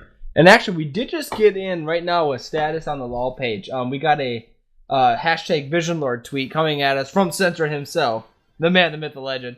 Best Ward was the one missing at the first red buff. Hashtag Vision Lord. That is true because they're missing the vision or the ward at the red buff. They weren't able to see the Trundle, Azir, and the Maokai collapse in on him. But the fact that those are 2 solo laners, his teammate should have said, "Hey, my laner's missing." He went in towards the red buff. I do think yes, the lack of vision, I should say, that he had on red buff was very detrimental to the fact that he gave up first blood. But the fact that his teammates, I'm not being in their comm chat. I'm not seeing what was said in the TeamSpeak or in the game chat feed. But I feel like you had plenty of opportunity to say, "Hey, my laner's missing. You should probably back off of that red buff, even though you think you can get it." And during that, Abyssal Storms did go down actually to Griffsor and number 1 Nick. Not necessarily overextending, but rather just good collapse in general. Griffsor is behind enemy lines right now in the jungle. And champions of the Freljord do recognize this, but then they can't do a lot of things right now on it. There's a 5 mid right now, but Zaylu's actually bot lane right now. And there's only a 3v5 mid lane right now, so if they dive, by all means, they could definitely get screwed on this. Tristan the Grey puts some CC onto the Trundle, and the ultimate comes in from BLC Hipster and the Zonia, so he clears the wave. They're going ham on the Griffstor, and the ultimate comes in for Tristan the Grey, and they kill Lucian and they kill Trundle. The ultimate comes in from Zaylu, and he does a lot of freaking damage. But the ultimate comes in for Thresh to try to disengage, but the E comes in for the Misfortune to slow him down. The hook comes in for the Thresh, but it's just too much freaking damage. And the Maokai is getting his butt kicked right now. Azir, he dies to Abyss of Storms. And number 1 Nick is going to go down to the team. That's an ace. Champions of the Freljord, they just aced. They aced Kindred Souls, and they're going to take the mid lane tower. What is happening? I honestly don't even know what is happening in this game. The fact that Chips and Freljord were able to come back and absolutely fight for nothing. They're pushing 3rd tier tower onto Inhib. The inhibitor's going down. Here he comes. Here comes. Mark, he's on his way. You're coming, Mark. Inhib goes down. Practically not even seeing this team fight. How are all of these champions full health in the Wombo combo onto Kindred Souls? Getting 5 for 1 ace is unbelievable. This is ridiculous. This is insane. that fight, that's a top 10. That is a top 4 in BLC tournament plays. That was such a good team fight from Champions of the Freljord. They hard engaged into the Trundle and the Lucian that were out of position. And right when the fight was going not in their favor, Zelu pops up as Misfortune, lays down huge damage. Huge Misfortune damage. Fatty whopping. Azir tries to throw the wall to get away from everybody, but then he dies to, I believe, which was Zelu at the time, dies to him, gets sniped by him, and it was just so well played by Champions of the Freljord. But it looks like Kindred Souls isn't even going to back down. They're taking mid lane. They're pushing still against Champions of the Freljord, still thinking that they're number 1 right now, even though they're behind by a good 2k gold. Well, 1.3, but who's counting? Well, the difference between 1.2 and 2K. Well, there's a number differential. A bit of a difference. I'm the John Madden of play-by-play, and I don't care about the statistics. It's all about the outcome. You know, whoever takes the most towers and takes the Nexus is gonna win the game, and that's all that matters. I can't argue on that point. That is sound logic right there. So we have a down inhibitor in terms of Kindred Soul side. Champions of the Freljord actually, they've taken 4 towers to Kindred Souls 3. So across the map, all the first tier towers are down for Champions of the Freljord, but it's still a good defensive barrier to put around. Water Dragon is up. Ocean Dragon, this is their second one. The Weed Dragon. The Weed Dragon. Smoke Weed every day, 420 Blaze it. Weed Dragon is up. That's the second one that they get to take, so that's double regen plus a Cloud Drake. They've taken only utility dragons in this game, which is still good by all means. The Mountain Dragon and Infernal Dragon are the only things that can make you win. But it looks like Kindred Souls is opting to not go for the Dragon at all. They're only going to clear the mid wave. So this is only going to help snowball Champions of the Freljord's lead. Yeah, and as you said, utility, dragons. Right, regen and movement speed. Correct. But those two are actually the ones that they need against that such hard to engage comp. Right.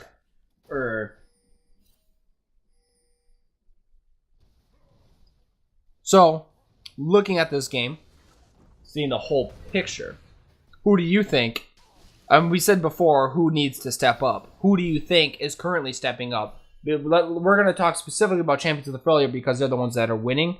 So who in your mind is really nailing it right now, really doing the best that they can do? I think, honestly, I was kind of not giving Zelu earlier enough credit. In lane, there wasn't a lot of action. There wasn't a lot of trading. Other than the double kill that he got earlier off. Towards the end of laning phase, I should say. But, sub this point, they look like they're going to Baron. But they didn't catch the ward, so they're going to back off. Didn't opt for Baron, so they're going to back off. Which is probably a smart move. Right. There was a ward in the back that they didn't see, so they're going to back off because they know it's not safe to take it. Anyway, sorry, so Zelu. Back to the question. I think Zelu, I didn't get enough credit to him earlier. I believe in this game getting the double kill in the bottom lane around roughly the beginning, if you will, of mid game. But I think, after that team fight we just saw, stepping up and laying down, maybe not getting the kills, but definitely laying down enough damage and support towards that team fight that allowed them to get the ace, the 5 for 0, into the in-hand. I will say... BLC Hipster's caught out right now. He gets the Zonia's down, but he's alone. Let's just in the Grey can get in. He flashes away, and the Trundle Pillar comes out. Abyss of Storms is on his way right now to just secure. Mellowwood. But Azir gets the kill on him. Grisor is really low right now. Just engaged, doing a lot of damage. Zelu got a lot of damage off, but he's kind of backing off right now. He could get a good Q snipe right now to get the rest of the damage. Here comes Alistar to take the front line initiative, and Maokai goes down. Triple kill for Zelu. This might be the pentakill. Oh, he gets down. There's the quadra kill. He's going on the Lucian. No balls, you won't, Zelu. No balls, you won't. Go, Richie, replay. He's taking. BLC Jitsuru, you gotta give this to him. Give this to Zelu. He's not gonna reach it. He's trying so hard. He's gonna back off. Man. You gave it away. You gave it away. He didn't get it. You took it away from him. You took it away from the man. The myth. The legend. Zelu, my boy, duo Q partner till I die. Even though we lost the game and I bitched off for like 2 weeks, but I'm coming back because, as I was just saying, right before it, Zelu stepping up his game in that last team fight, previous to this team fight, and as you can see, the quadra kill coming out for him, huge, just Huge. Huge. It's just huge. We're gonna build a wall of Azir, but it's not gonna be enough because Zaylu is huge.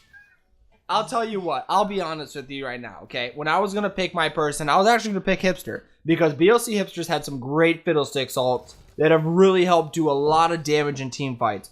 But after that, I'm sorry, we're doing a 180. Zaylu is just man-moding this right now. He's doing so much damage. He came in and shredded the 2 tanks with his ulti. Miley Cyrus wrote a song, I Came In Like a Wrecking Ball. That song, while some people think is her in her relationships, it's about Zaylu and the damage he's doing to this enemy team because he's coming in like a wrecking ball, and he is huge. But actually, second team Huge engage coming in right now. Zone is coming off from BLC Hipster. Raging Replay caught out. The wall comes in right now. BLC Hipster is going to go down. Here comes Mayokai to engage in the fight. There's only 3 people left into the fight. Tristan the Great looking for the damage. He does get the claw maybe out. He does escape. Flash coming in from Abyssal Scepter and Raging Replay to get out. Zaylu doing the huge damage and BLC Hipster following through. He kills Raging Replay and there's a lot of damage coming into Zaylu. And he's going to go down. Flash comes in from Abyssal Scepter and the Channel Pillar comes in to knock him away. It does look like he'll get away because he is tanky enough. Unless the hook lands from Thresh, and it does. BLC Gen Cena dashes into the damage. Here comes Azir, and they come down too. That is a 4 for nothing in terms of Kindred Souls. Yes. And everything we just said doesn't matter because Kindred Souls are winning the game now. It is absolutely destroyed. What is going on? First of all, you guys were red team was or blue team. I'm sorry, was so overpressured without having Zaylu in that fight at all, pushing onto this Baron. I believe I've corrected myself. Blue team. I want once again. Blue team being way out of position, having only 4 of their 5, not having Zaylu. You know, one of their most fed. You know, the most fed, equally fed as Fiddlesticks, but you know, being 5, 7, 2, and 5 instead of 5, 7, 5, and 4. Pardon me.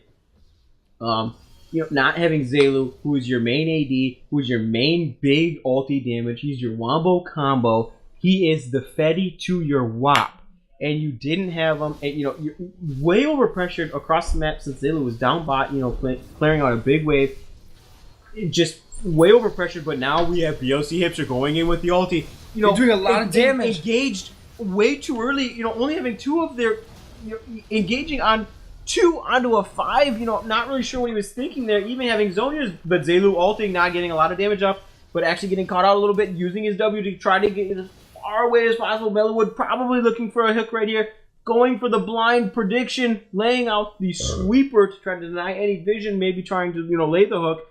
But as you can see, Zaylu getting out, trying to laying the pillar, going in, laying that bite and that sweet ass, and he will die to Trundle. There's a lot of minions right now in the bot lane, and they're pushing into this inhibitor. There's an ace across the board, minus Canadian. But Alistar's coming up right now. We have 10 seconds until Hipster comes out. They're going to take the tower. They're going to take the inhibitor. And we don't know if they're going to keep pushing this or not. 5 seconds until Hipster comes out. They're kind of iffy on the situation. They are going to start backing out, though, which I think is the smart decision. They're probably going to go towards Elder Dragon, which is definitely the smart decision. Right. They can take Elder Dragon all back efficiently with the Baron buff, I believe, that most of them still have. And then instantly push down mid-wave, take that. Uh-oh, they're rate pushing. They're Raging Replay, no! Raging he does see him, but the Sludge coming out. He's getting chunked. He throws the ultimate off to stay alive. He throws the knockup, and he's gonna go down after the shield goes out. BLC Goobs is on a rampage right now, and just a cheeky way to keep the lead going. But Hipster's coming in right now, and he's ready to fight. He is so ready to keep this lead going. After they've secured it, now they've lost it. They're 6K behind after the huge gain they had. Yeah, still being up 3 dragons to none, 5 tied 5 and 5 towers, but being down the 4 kills, you know, is definitely showing in the gold distribution. Kills being where they need to be on the side of Kindred Souls, other than the fact that maybe Trundle has a few more kills than he maybe should have. It'd be nice to see a couple of those kills go towards BLC Gen Cena, being as he's the AD carry. But like I said, BLC Hipster goes in with a huge Fiddlesticks ultimate, and the Abyssal Storms comes in. Zaylu has killed Mellowwood. That huge ultimate! It's a double kill! Oh my god! He destroys it! The triple kill! The quadra kill!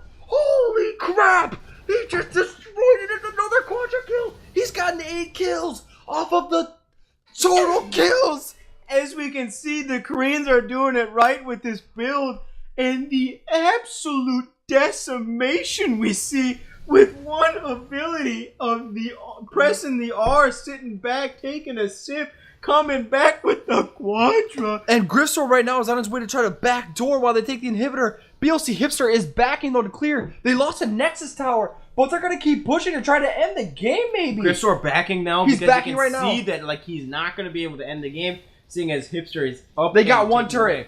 They're going to go for the second turret. Trundle is up. He's on his way. The pillar comes out. Abyssal Stormer taking a lot of damage. I don't taking know a lot if of they can damage do from the this Trundle. now that Here everything comes the is Thresh. They got to fine. back out. The Flash comes from Zayla. The Ghostblade to get out. Raging Replay trying to get out through the back. The slow comes in for the Misfortune. He's going to go through the Trundle pillar. But there's a lot of slow, and it looks like Grissor's probably going to be able to catch up to him. The exhaust is even coming in from the Thresh. They want to kill this Alistar, apparently. Alistar's popping the ulti being tanky. He's is none going other. as fast as he can. Actually still having the ult, now just popping it, but still being tanky. At this rate, he's got like 5 years to get out. Zaylu's trying to help him get out. Here comes the rest of the champions of the Freljord. The Crows come in, and the drain coming in from PLC Hipster. Here comes the knocker from the side. And there's a lot of damage coming in. Zaylu is 0 coming in, but it's only blocking Tristan the Great. He's getting out successfully, and it's only a 1-for-0 right now. And it looks like it's a safe stalemate. The pings are coming through from the other dragon, and champions of the Freljord are looking to take that. They're only down by 4k gold at this point, and they can totally take it. Kindred Souls currently are only in the mid lane right now. There's nothing they can do about this. Super minions are on their way into the base of champions of the Freljord, but Tristan the Great on turret. minions were currently on the single turret they had on the Nexus. So I think it was a smart move that someone backed to take care of that situation. And Tristan the Great, but someone needs to get back to this Elder Dragon because this Elder Dragon could be the thing that they need to unlock the Tristan victory the to Great this game. has teleport right now, and he's in the base holding off the minions. He's looking for the teleport. Abyssal Storms is backing off, and the 4 of them. They're trying to take this dragon because it's what they need to win the game. But there's 4 other members of Kindred Souls trying to hold them off. But they might actually start taking the dragon themselves even right now. Lissandra not being, having massive AoE, massive damage is not looking like that she's able to. I'm visually being able to see what she's doing. But, as the minimap is depicting, she's not being able to push that wave out, which I suspected her being able to do, seeing as she has Zonia, seeing as she has, her Death Cap, Zonias, and Abyssal Scepter. Double Abyssal Scepter seeing coming down on that team. Maybe a slightly misplay on the build, but I don't think it's that big of a deal to make an argument about. And real quick, while we have a lull in time, it is 23-23 at 43 minutes. We have a 4K lead in terms of Kindred Souls, but it doesn't even feel like there's a 4K lead. Both teams have 1 inhibitor down, 1 Nexus turret down, but blue team's inhibitor is currently going to respawn. So they actually have the lead right now, and they can give the pressure that they need to finish this game. And Kindred Souls are going to have to figure something out because this is just such a clusterfuck of a game. I don't even know what to say anymore. It just keeps going back and forth. Back and forth. Started with the throw, First Blood, not having vision. Back to the throw by Kindred Souls. Back to the throw up by the Champions of Freljord. Back to, again, the throw of Kindred Souls. Now to the second throw, the third throw, I should say, of Champions of Freljord. There are so many throws I can't even keep up at this point. It's not a Bethany game unless there's a throw. Specifically around the Baron Pit. Always around the Baron Pit. At this point in time, now that we are entering the 45-minute range, we are getting to, quote-unquote, the late game of the phase. Yep. Champions are ending, getting closer to their final builds. Zaylu is at full build currently. 12, 3, and 5? When the hell did that happen? Well, he did have 2 quadras. He has He full did a double. build, and he has an elixir. He is literally as full build as he can possibly get. BLC Cubes is full build. There's a lot of full builds. BLC Jinsina is looking at his BF sword. It looks like 6 different builds, 6 champions of the 10 are not at full build right now. But there's a hard push coming in from champions of the Freljord right now. They look like it can end. The number 1 Nick just backing. It is a 5-on-5 right now in the base. But both Baron and Elder Dragon are up. Both of which they can use to end this game currently. We don't know how this is going to end right now, but it looks like they're pinging Baron on Champions of the Freljord. Kindred Souls are looking to maybe contest this. We're going to have to see in what happens. We're getting a red ping over at the bush. It looks like, the ward comes out. They spot the rape bush, so they're not able to do it. But they're going to maybe retreat to the next one. A lot of sweepers coming around mid lane and champions of the throw. A lot of skittish. Everyone's skittish right now. No one knows really what to do because there's a lot on the line right now with this game that is happening currently. Like I said, I think the only one word to describe this game is absolute chaos. Just chaos. I would say it is the throw. Into the throw. Into the throw. There's so many back throws. to the throw.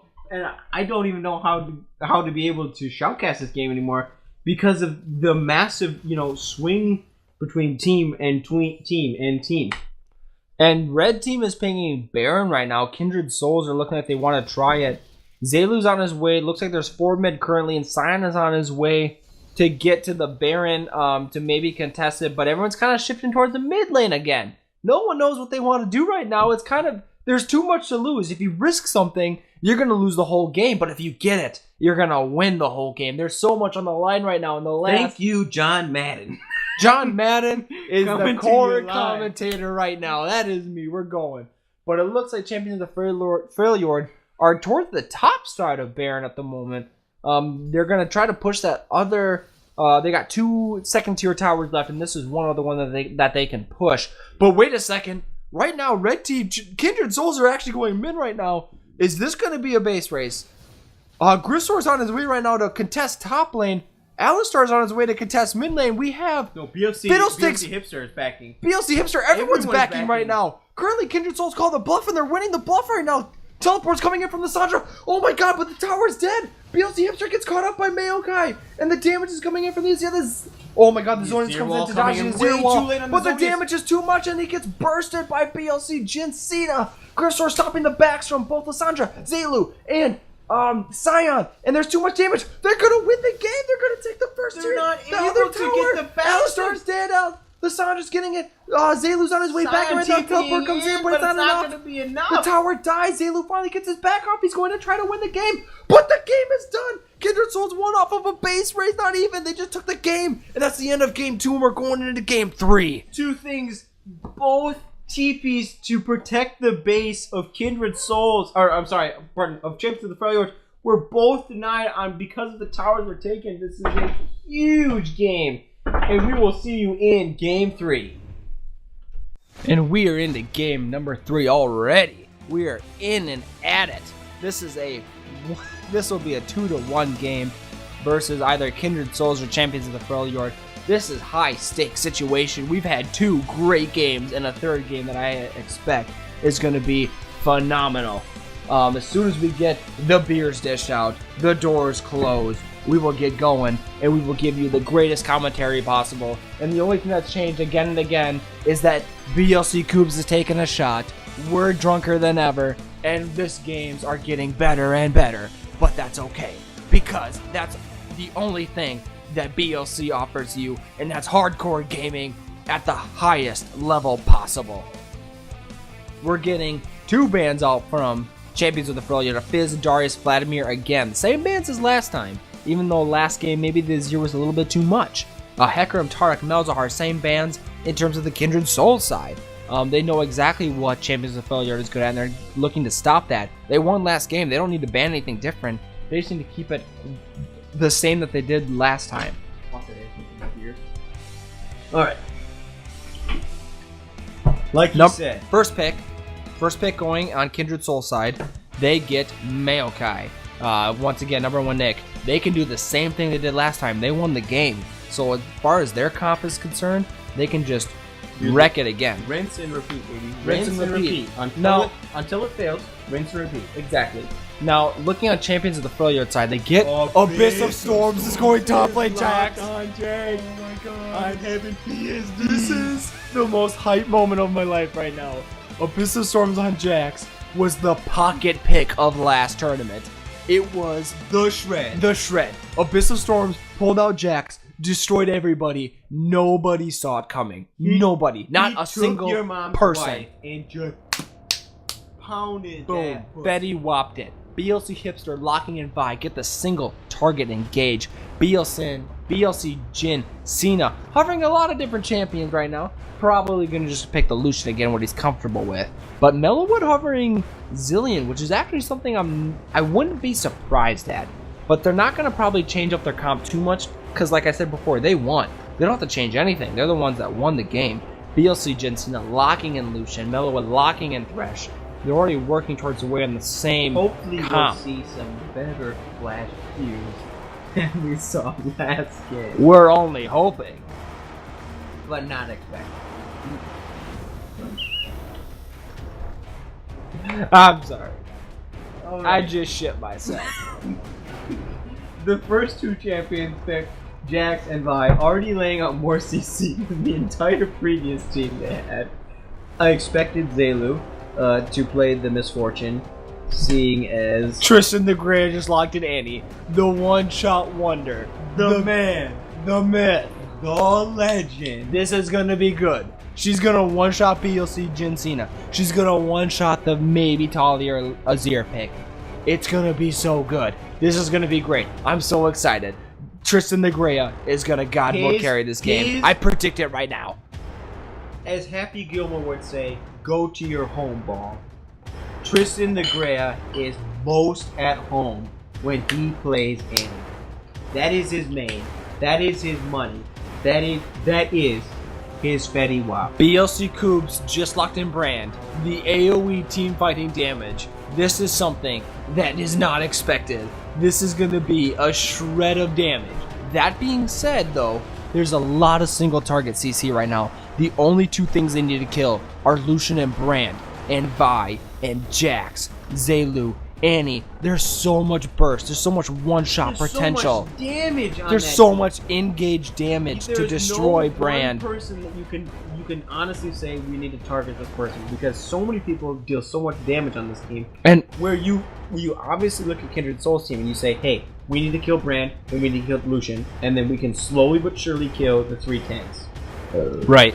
And Raging Replay just locked in Alistar, which is what he did last game. So there's hard engage coming in from champions of the Freljord to get onto Kindred Souls. You have big tank, but then the rest of the team doesn't have, is not relying on the fact that they're tanky, but relying on the fact that they have massive CC with the ViQ, the Vi ulti, the counter strike on Jax, followed up by the Annie passive getting the stun on maybe the 5-man Tibbers. But we'll have to see as we go into Game number 3. And we are into game number 3. The hype is real. I am at least a quarter chub, half mast, and I can only speak for BLC Run because he's got to be worse than me right now because he is freaking the hell out right now I cannot, off of the hype. I cannot contain my mind on the fact that it was the throw into the throw into the throw, And then John Cena showed up and did another back to throw. the throw into the throw, double TP cancel win, which brings us to game 3. We're already at 50 seconds. Where did that time go? And Mellowwood actually trying to get some deep vision here. Talking about vision, you can Tweet us at #VisionLord. What is your most favorite word of the game? Is it one that maybe stopped the red invasion, stopped the Baron throw, maybe stopped that late game teleport for the backdoor, the Xpeke backdoor, or maybe it's the ward that got that gank off to get the first blood in the early invade? It doesn't matter. Whatever word is your favorite, tweet us at #VisionLord. Centra, our main man, will go right back at you. He will let you know whether you're right or maybe you're wrong. It doesn't matter. We're all friends here Because- at Bethany Lutheran College. But Sensra is my Padawan. To The Padawan. Vision. The Padawan. The Vision Lord. The Sasmoochie. Because we all know, because of his cheese in the second tournament, that he spammed wards in Fountain. In Fountain. To get the most out- wards in the tournament. To outsward me. Makes him not only a coward, but also a loser, but also my Padawan. And the Because those student always surpasses the teacher. at some point in time. But not that, yet. That is yet to come. Regardless, tweet us the hashtag VisionLord. Let us know. We'll let you know. Abyssal Storms has no health? Oh my god, I haven't been paying the hell of attention It's only right 218, now. and What is going on? and the man, the myth, the legend, Jax is already below In half every health. game, there is a man, a myth, a legend. BLC Cubes doing a lot of damage, but Tristan the Great has getting all of the farm on Annie right now. Gonna maybe be beefy, so Tristan the Great, or so BLC Cubes cannot one-shot him. Yeah, Annie being at 8 farm and Brand being at 11, already being out farmed a little bit, but you can't really talk about farm seeing as we're only 250 into the game, and there's only been 2 waves that have spawned into this game. Mellowwood throwing a wide hook right. He was fishing for some Alistar booty, but ended up with nothing. Reminds me of my last trip up north, where I caught jack shit, and I was pretty upset about it. I'm actually really interested because I think Abyss of Storms will be the carry of the game. Like, end of the day, I think Abyss of Storms is what's going to bring this team to victory. As I say it, though, Griffsor is currently killing him. Abyss of Storms is fighting, even going in first blood to Griffsor on Trundle. Alright, sorry. Scrap everything I just said. I was wrong. My bad. We fucked up. The man, the myth, the legend is apparently not the man, the myth, or the legend.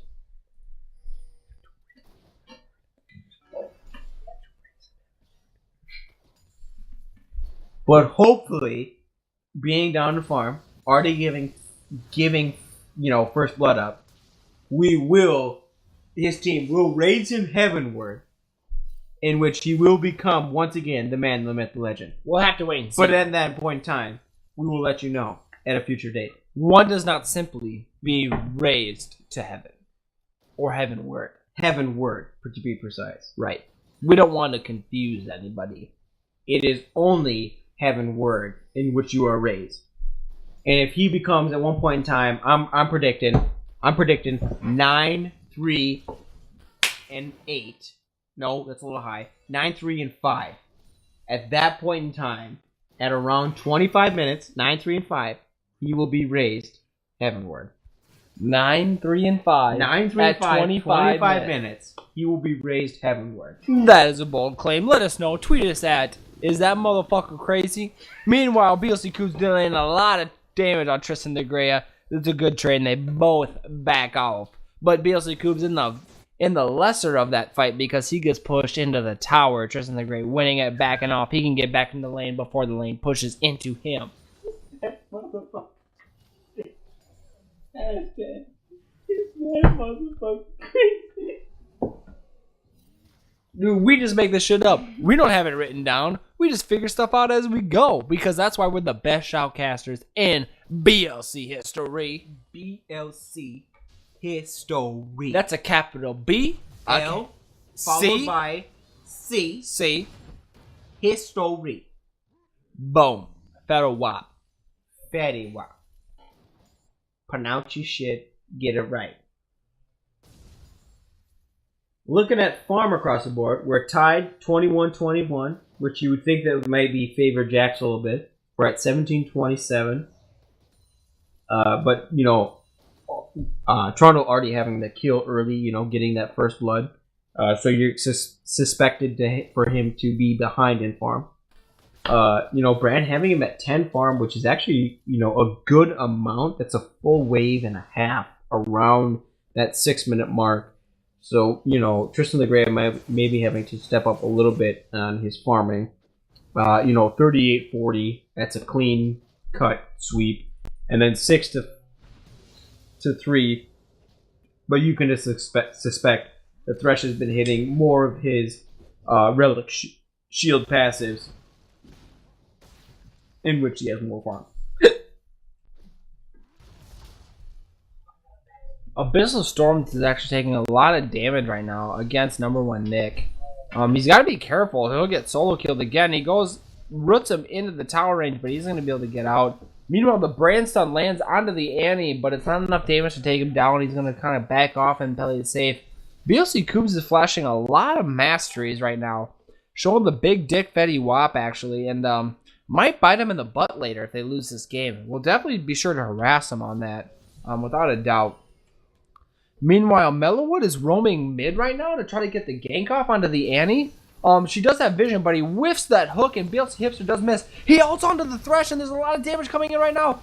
Oh my god, Mellowwood goes down. It's a 1-for-0. Timbers goes down. The mastery flashes from Coobs because he thinks he's got a big fatty dick, but he don't, because Tristan the Greya gets that kill, and the assist goes to BLC Hipster. Meanwhile, Griffsor actually stealing the red buff, but BLC Hipster's in range, and Annie knows this. Tristan the Grey knows this, and so does Jax. But, number one Nick does cut it off, so it doesn't look like they're going to be able to catch him I thought there was going to be some reminiscence of Game 2, early invade by BLC Hipster on but it's 6. opposite. But it's not, because he came in with post 3, so he had that Fetty Wap, three ability system, but actually Abyssal Storm's going in with the stun onto number one Nick, who is able to sustain the farm lead against a Jax, which is surprising to me, seeing as he only has the Ruby Crystal and the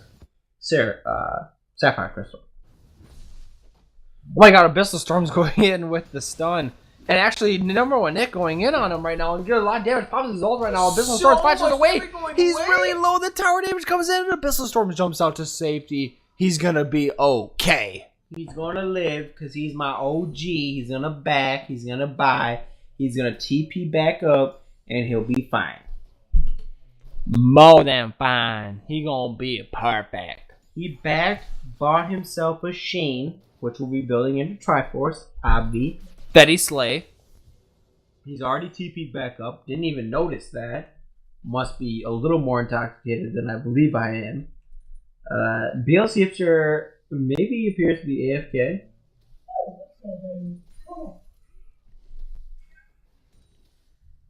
Looks like they're trying to set up a gank here on mid lane against BLC Coobs, but he's not really giving an inch.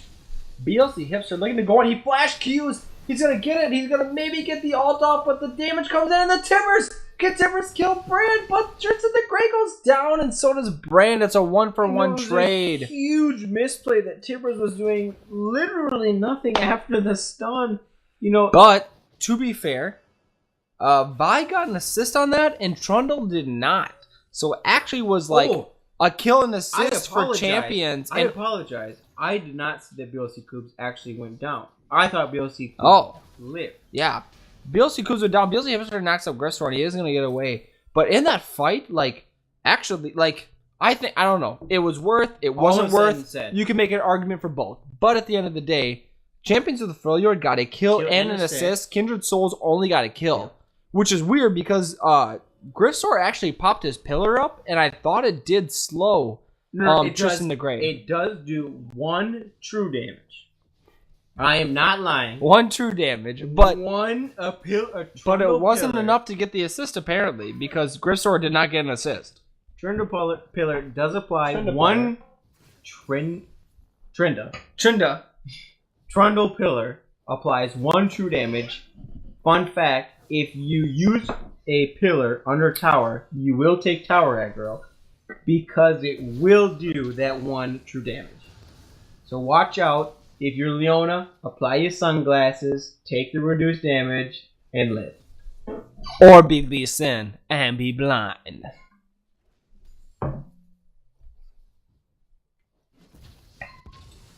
At 11:15, we are 2-2, 15.4 to 15.2k.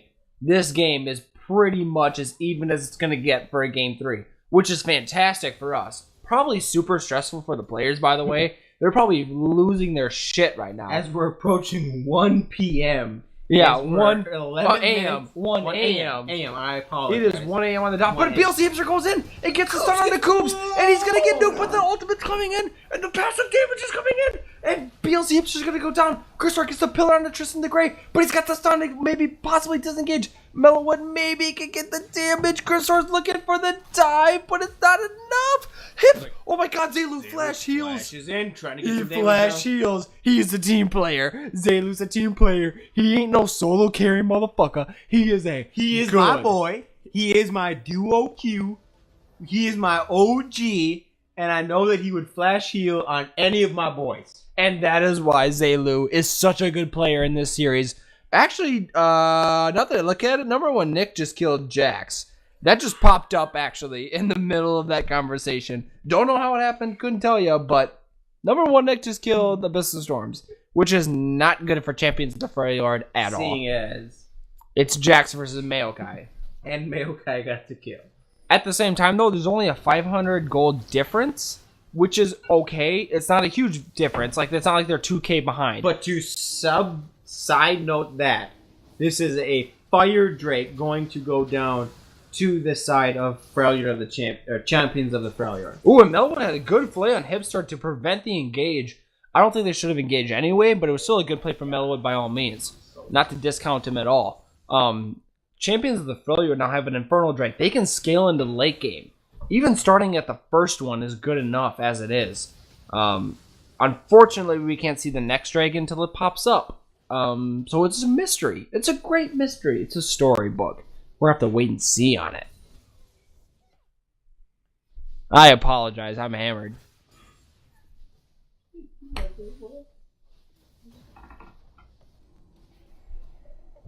As we're looking at the CS across the board.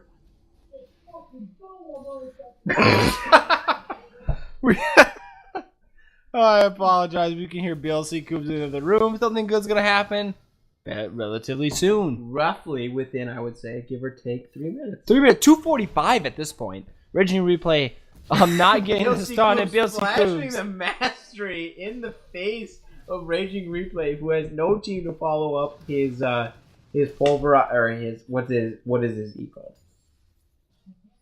His dash. His dash pulverize. I don't know what it's called. I Dash don't play pulverize. Alistar. I'm not that good of a support man. But you know who is a support main? Sentra. Tweet him and ask him what is the E ability on Alistar, and he will let you know, because that guy knows everything when it comes to supports.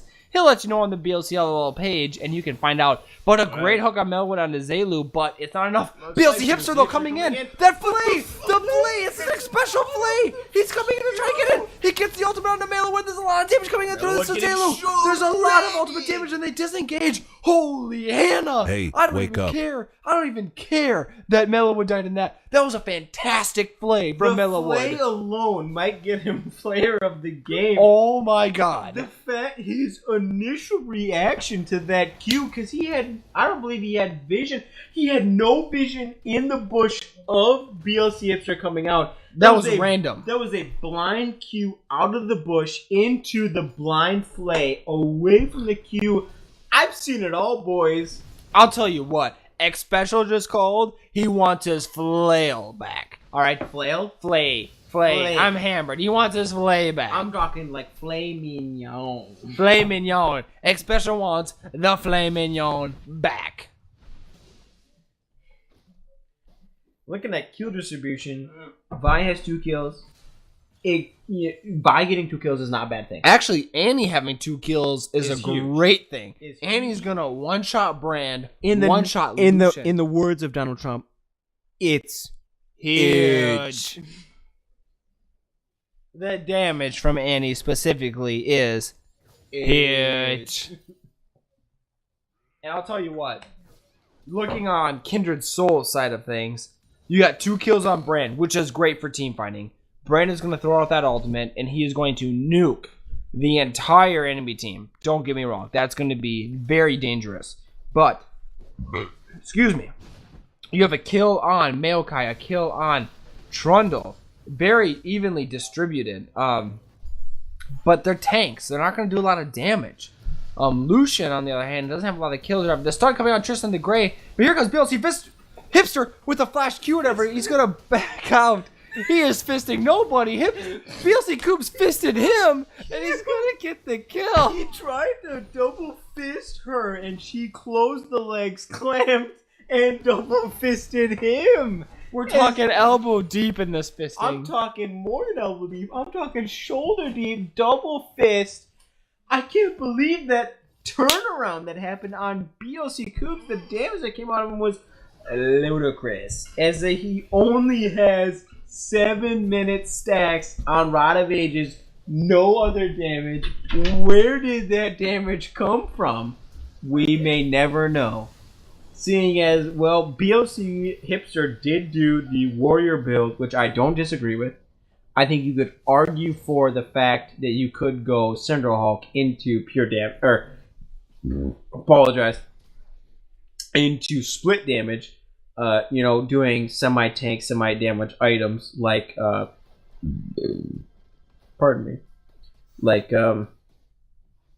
Steric's Gauge, or items such as that, or, Dead Man's Plate, items that give you tank stats but allow you also to do more damage. So I do not disagree with the warrior, which I personally would go with warrior. But now Zaylu looks like he's gonna come in. BLC Hipster getting the play again, stopping the BLC Hipster BLC Hipster Q. I apologize, but then making BLC Hipster ultimate on that. BLC Cubes flashing into nothing, absolutely wasting. So they're gonna crowd out, but BLC Hipster maybe going over the edge, and he doesn't tend to do it because the flash comes in from. But the Tibbers. I'm sorry, I thought that was the champion. I believe there was a TP. Number 1 Nick got down there. Yeah, quite quickly. But you know what though? That is a 0 for 0. But guess who's still top lane? Abyss of Storms is Jax, and he's still doing a lot of damage. He's gonna go hit the tower currently. Pushing the tower. Number 1 Nick is trying to back, but Tristan the Grey will stop the back with the Q, allowing Jax to get his maximum amount of damage onto this tower. I'll tell you what. Mellowwood, we're going to make a top 10 highlight reel of you flailing BLC Hipster out of his Q, because that stuff is legendary. This is the second Infernal Drake, and it's at a 900, 300, and it's secured by Champions of the Freljord. Even if they lose the fight, it's still good for late game. Zaylu does go down. Rachel looks like he's going to go down. That is 2 kills and he's looking for like Kindred she might Souls. Get caught out, she dodges the W. She's not going to get stunned. Not get stunned by the W or the Q. I'm sorry. And she's going to make it out. Baby bonum in a cheek. She makes it out. All right, we're okay. We got 2 Infernal Drakes for late game. So Champions of the Freljord are going to scale well. I personally am going to say it's worth. Anyone else is going to tell you it's not worth. But I'm going to tell you that it's worth. You would say it's worth. And you just got caught out, which means it's going to be 3 kills for none. Well, that is not worth. Plus double tower. That's not worth. Only for an Infernal Drake, which, at this point in time, they might not be able even to use late game. Because they might not even last the late game. They're going to get there. I believe in them. I believe in the underdog story. And I believe in good competition. And even Kindred Souls knows that good competition is what wins games. No. We've already talked about it. Taking the Nexus wins games. No. Team comp does not win games. Solo queue play does not win games. We both know that hashtag Vision Lord. Vision wins games. Tweet us at hashtag Vision Lord. He wants to know what the best word of the game is. He wants to know, why is this team winning? It's because of the vision that they placed. At the beginning of the fight, it was because of the vision, the ward, the pink, the green, the blue, the yellow, all of them. Not even green anymore, actually. They're terminated.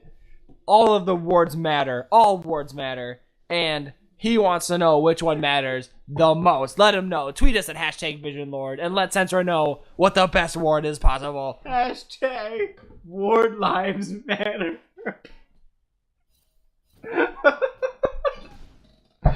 Oh. I can't even take this seriously anymore. We're at 8-5, 32 on the side of... Does farm even matter anymore? Come on. I'm talking about overall goal. I don't care about individual farm. I'm looking at 32.6 to 30.2. And I'm looking in the favor of Kindred Souls. Do you think, at this point in time, Kindred Souls actually maintains that lead? I think Champions of the Freljord wins this game. And I believe that approximately 13 minutes from now, they ace and they win the fight that they need. I believe my prior prediction for Jax was 9-3-5 at 25 minutes. So he's got to get his ass moving. 9 kills in 3 minutes. Because he's sitting at 0-2-0. The man. the myth, the legend, Jax, Abyss of Storms, getting his ass munched from top lane, down 10 CS, down a kill, down 2 deaths, and it looks and like no assists. it looks like we've got a 4v4 in the bot lane to hold the waves, but champions of the Freljord are gonna back off. At this time, looks like Zelu and Raging Replay are gonna stay bot lane for the time being. Ladies and gentlemen, we are wasted, and we are commentating to make sure you get the best coverage possible. And that best coverage possible comes to you from the Eagle's Nest, the place that you want to get comfortably and sociably drunk, the place that you want to fuck whores, hoes, or the man, the myth, the legend, Holy your boy shit! Trundle just got He bona got fide. the spam. PLC Hipster is spamming the taunt right now.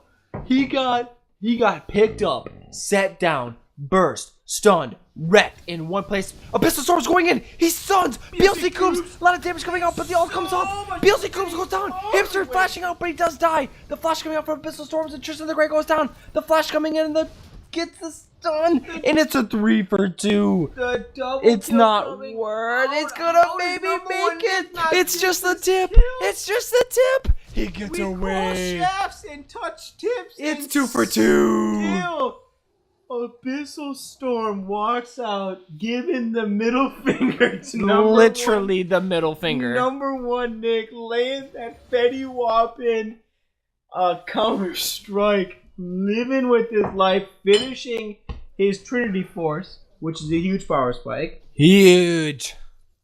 We got 50 seconds until Dragon shows up. I don't know what Dragon it is. We're going to find out in 50 seconds. Whatever it is, it's going to be good. We got 2 Dragons for Champions of the Freljord, though. That's for sure. My B on the camera movement. I knocked the mouse. It's okay, though. We got 35 seconds until the Dragon is up. It is 10-7 right now.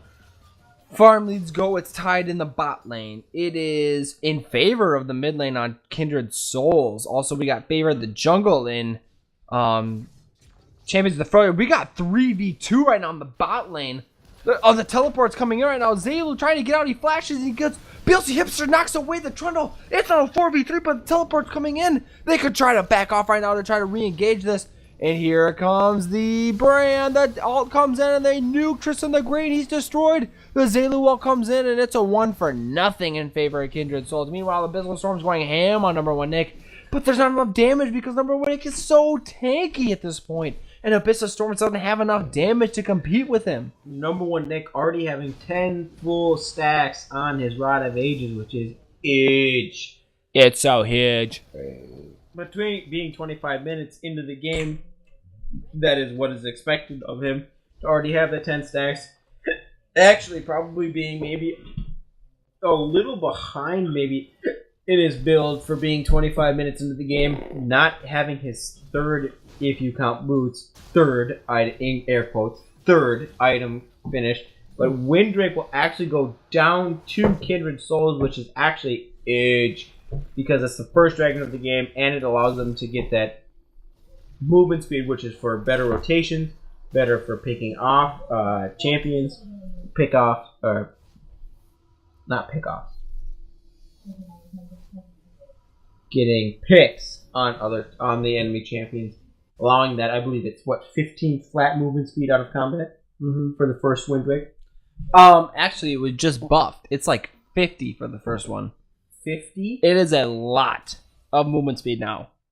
Actually, tell you what, we can do this. We have the power. We have the technology. They got for the first Cloud Drake 25, then 50, then 75.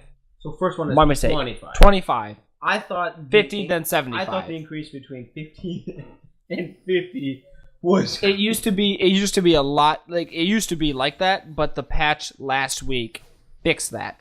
So it is now 25, 50, and then 75. 75 being a lot. If you get Elder Dragon, it is times 3. 100. That is a Three. lot of kilometers Times per 3. hour. Times 2. Times 3. Times 3. 3. So 75 times Elder 3, Dragon 150. buffs your current dragon That buffs is times 3. 225 movement speed out of combat. That is more than full tier boots give you. By a landslide. By a literal landslide. I did not realize how OP triple Windrake was with this new patch. Let's look at kill distribution across the board. We have Jax 0-2 and 1. Not good. We have Not what we predicted. Not what I predicted. Seeing as at 25 minutes, I believe I predicted 9-3 and 5. He is 0-2 and 1. Not the man, the myth, the legend that I saw tournament 2, second season. Yep. Technically, season 5, tournament 2. Correct. Okay. Vi having 5-3 and 2, way too many kills on Vi. Doesn't need to have, because she's going to be building tank and not damage to keep her lead. Not worth kills on that. It'd be better to see those kills on Zelu as MF or Annie as Tristan the Grey. Greya. Tristan the Grey, speaking of him, is 2-4 and 3. Like to see some more kills. The deaths are fine because he's going to be towards their engage, more towards the middle or midway between the front line and the back line. He's not going to be the technical back line because that's going to be the Zelu prepping the ulti for the team, the big Fetty Wap team strat. Zelu being 0-2 is huge on the Huge team fight. Zelu with a huge ultimate coming across. Millwood gets nuked and destroyed. Gristle taking a lot of damage, but Rage Replay going down. Zelu going down. BLC hips are really low and he's going to go down. And oh my god, and then all of a sudden, Abyssal Storms. 4 for 1. Trade. Ace. It's an ace for 1. In a fight that looked like champions of the Freljord were winning, and then all of a sudden they get ace. It looks like Kindred Souls might be taking this game. At least they're super far ahead at this point. 7k gold lead. That team fight looked so promising at the beginning of it.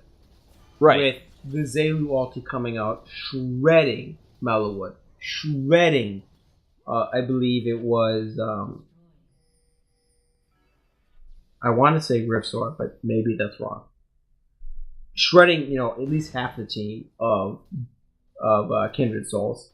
And it looked like, they were congested, they were confined, and they were, coordinating their damage onto equal targets. It wasn't like they were spread damage. But at the end of it, at the end of the day, it was a 4 for 1 in the favor of Kindred Souls. And how that happened, I honestly could not tell you. Zelu did a lot of damage, but now that I'm looking at the board, like across the whole board, Lucian, BLC Jensina is 2-0-6. Zelu is 0-2-3. Zelu actually only getting the gold he has from the farm that he has. He does have 3 items completed, and BLC Jensina has 3 items as well. So it's like 3.5 and 3.5, but Zelu needs a lot more damage for that ultimate to just destroy all of Kindred Souls. And it's not doing enough damage currently to take them down as it should be. BLC Jensina apparently just killed Jax. Killed Abyss of Storms. 0-4 and 1, not the prediction of 9-3 and 5. If we ask ourselves the same question as of last game, who is the main person we're looking at? Right, is maybe pulling down the team from victory on both sides. Who is your number 1 pick for both teams? BLC Koob's getting BLC Koob's just got destroyed. Whoa. Right now it's a 5v3 right now, and the ult coming up for BLC Jensina. BLC Hipster going down right now. Griffsword trying to back off. It's currently a 4v4 actually it's a 4v3 technically because Jax is currently down. Tristan the Great looking to maybe fight the good hook landing on from Miller, but there's no engage, no follow-up onto that. And they look like they kind of set the battlefield even, set the playing field even. Yeah, set the playing field even, but being for a 5v4 because Jax was down, I think it was well played by Champions of Freljord of making what could have been a catastrophe into a good situation, into a containable, a 1-for-1 their fat-ass mid laner, who is 9-4-6, versus the Misfortune, who was 0-2-3. Right. You traded someone who has no kills, who has no gold, for someone who is the most fed player, most contributing player to Game Street, who is BLC Cubes on brand. I think absolutely 100% worth in the favor of Champions of Predator. And I'll tell you what, when we went into game 1 today, I did not think this was going to be a 3-game nail-biter. Did not think it at all. And I have just been proven wrong on all fronts. And I think Champions of the Freljord can still win this game. It's definitely possible. Even though given the right circumstances. Even though they're down, roughly 7K, 6 point, whatever, 7K gold. I think that despite their position having a down inhib, I think they're definitely still in the position of getting a victory. But I do think that Zalo needs that kill. I think Zalo needs something. He needs something to give him the edge. He needs something to get him equal level against this super defensive Lucian build. Lucian is building so defensively and not aggressively for being ahead. I don't understand why this is happening. Right. Look at that build and tell me that it's not a defensive build. You have an Essence Reaver that gives you mana regen. You have a Scimitar which gives you a QSS and magic resistance, and a Fire Cannon which gives you range. Every item in that Lucian build is specifically meant for defensive. Sitting in the back and letting the enemy team come into you. Which isn't necessarily wrong, but it's not good. You're 3-0-7 with 234 farm. There should be an infinity edge instead of that scimitar, because then you can use that range as aggression. You should be able to push into the enemy team. If Zelu had any damage right now, other than the Ghostblade and the Black Cleaver, if he finished that last Whisper into the Mortal Reminder, he would have enough damage to just destroy that Lucian. Because while he does have damage, he doesn't have the engage, he doesn't have the damage to fight the enemy team. He just has the items necessary to peel backwards. And like you said, three defensive item build on Lucian, which I cannot argue with because their team is 18-9. Obviously, at this point in time, Kindred Souls is better. Just if you're looking at a gold to kills ratio. Oh no. Beal Tipser gets caught, but the Banshee Veil catches the stun. She goes on a little bit, and the slow comes in from Zilly to save his life, actually. Holy cow, that could have been terrible for Champions of the Freljord. What could have been a catastrophe turned into a simple flash by Vi and get out. Not even. Oh, he did flash. It was a simple flash. I thought he queued out. No, he's good. Okay, he flashed. Looking back to our original point, you have Zelu who's building absolute 100% damage. And you have Lucian who's building a defensive build. And I think that at this point in time, Lucian being 3-0-7, he could have easily gone a screen build. And here we go. This is coming in right now. BLCM started looking to go in. He goes in, and it goes into the blue team right now. But the Zelu wall shredding and destroying number one Nick really low. The enemies start coming in, but they're all really low. They need to back off. The brand damage coming in and just destroying BLC Hamster. Abyssal Storm's actually going in right now. He's taking a lot of damage. He doesn't have jump right now to go in to finish off BLC Cubes. And BLC Cubes finishes him off. Mid jump to kill Brand. It is a 3-for-2 in favor of Champions of the Freljord. Mid Q on Jax. I hear you, man. I hear you. The amount of tilt I would be right now is off the chart. But you know what? If 100 was the top, I'd be at least 150. You know what though? Zalo got a kill. He got a kill.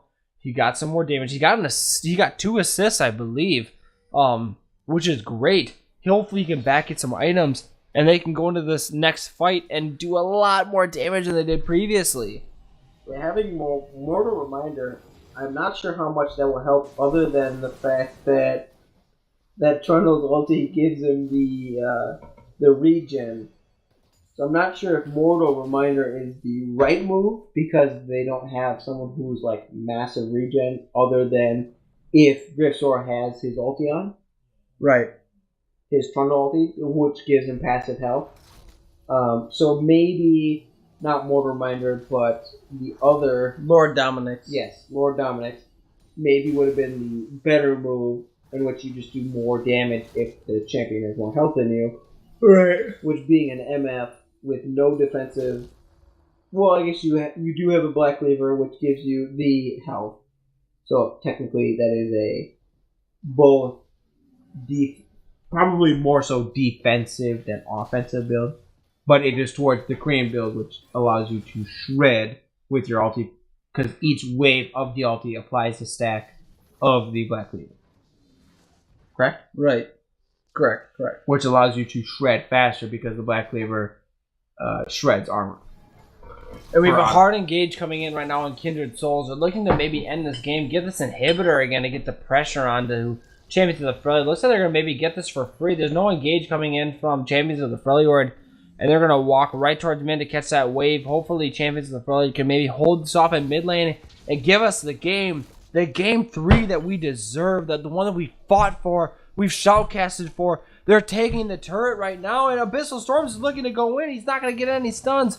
BLC Coops gets the stun on Abyssal Storms. There's a lot of damage, but he jumps away to get the damage, but he destroys Zelu's health. Number 1 Nick going to lay a lot of damage, lay the puss onto the turret. Chrisar flashes in, kills Abyssal Storms. There's a lot of damage going on right now. They get 2 inhibitors, and they're looking to maybe end the game. They have Baron buff. They can do so. There's only 4 members left on the Champions of the Freljord. The engage comes out of Raging Replay. The Zelu ultimate comes across. He's doing a lot of damage, but number 1 Nick CCs him down. Brand goes down right now. Lucian misses his entire ultimate. BLC Hipster 1v1ing right now on top of. He gets a triple kill onto the Trundle. The number 1 Nick is leaving through the turret. Look for the engage. He flashes, and he's maybe going to flash, but nope. Number 1 Nick gets out, and they managed to hold on with just the Nexus at half health, and we've got a game for the next 10 minutes. If you look at the fact that blue team just lost 3 of their champions, and only Abyssal Storms as Jax lost on the side of red team is still, their base is in absolute shambles. 2 down inhibs, no Nexus towers. No Nexus. We're talking, if they have a ward in there, they can TP back. They have Brand on TP, they have Mailcar on TP. Both those champions are not great at taking Nexus, but since their Nexus doesn't have, full health, they're looking at an easy backdoor TP. Right. This is scripted. At this point, we're gonna take a quick break here, and we're gonna go into Plat Strats. All right. So Plat Strats brought to you by your own Platinum 1 Hoppy Bunny. All right. Plat Strats. Look at the situation which they are currently doing. Push bot lane. You have 2 inhibitors down right now with open Nexus. You require 2 champions on enemy team to be in the base currently, and only the other 3 can defend that last Nexus. So this is an easy win. Push bot, take the tower, take the inhibitor, win the game. If you don't win, that's fine. Go back, take out the dragon, back, shove down mid lane. You've already taken the inhibitor, and you're going to win the game. It's easy as that. Now, whether or not they do that, that's one thing to be said, but there are 5 by currently. They get the concept. We have currently 5, though, of Champions of the Freljord willing to defend the damage going on the tower, and they're looking to engage. The flail comes in from Mellowwood, but he's not able to get it. He gets the hook onto Mellowwood, but the Zelu all comes in, and it looks like Brand is already dead. The Tristan the Grey's trying to run away,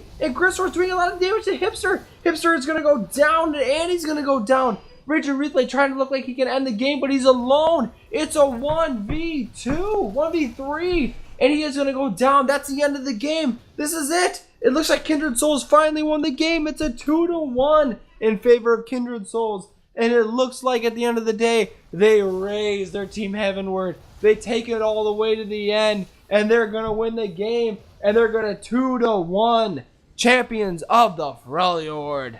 Brought to you by DLC Run and my main man, Hoppy Bunny.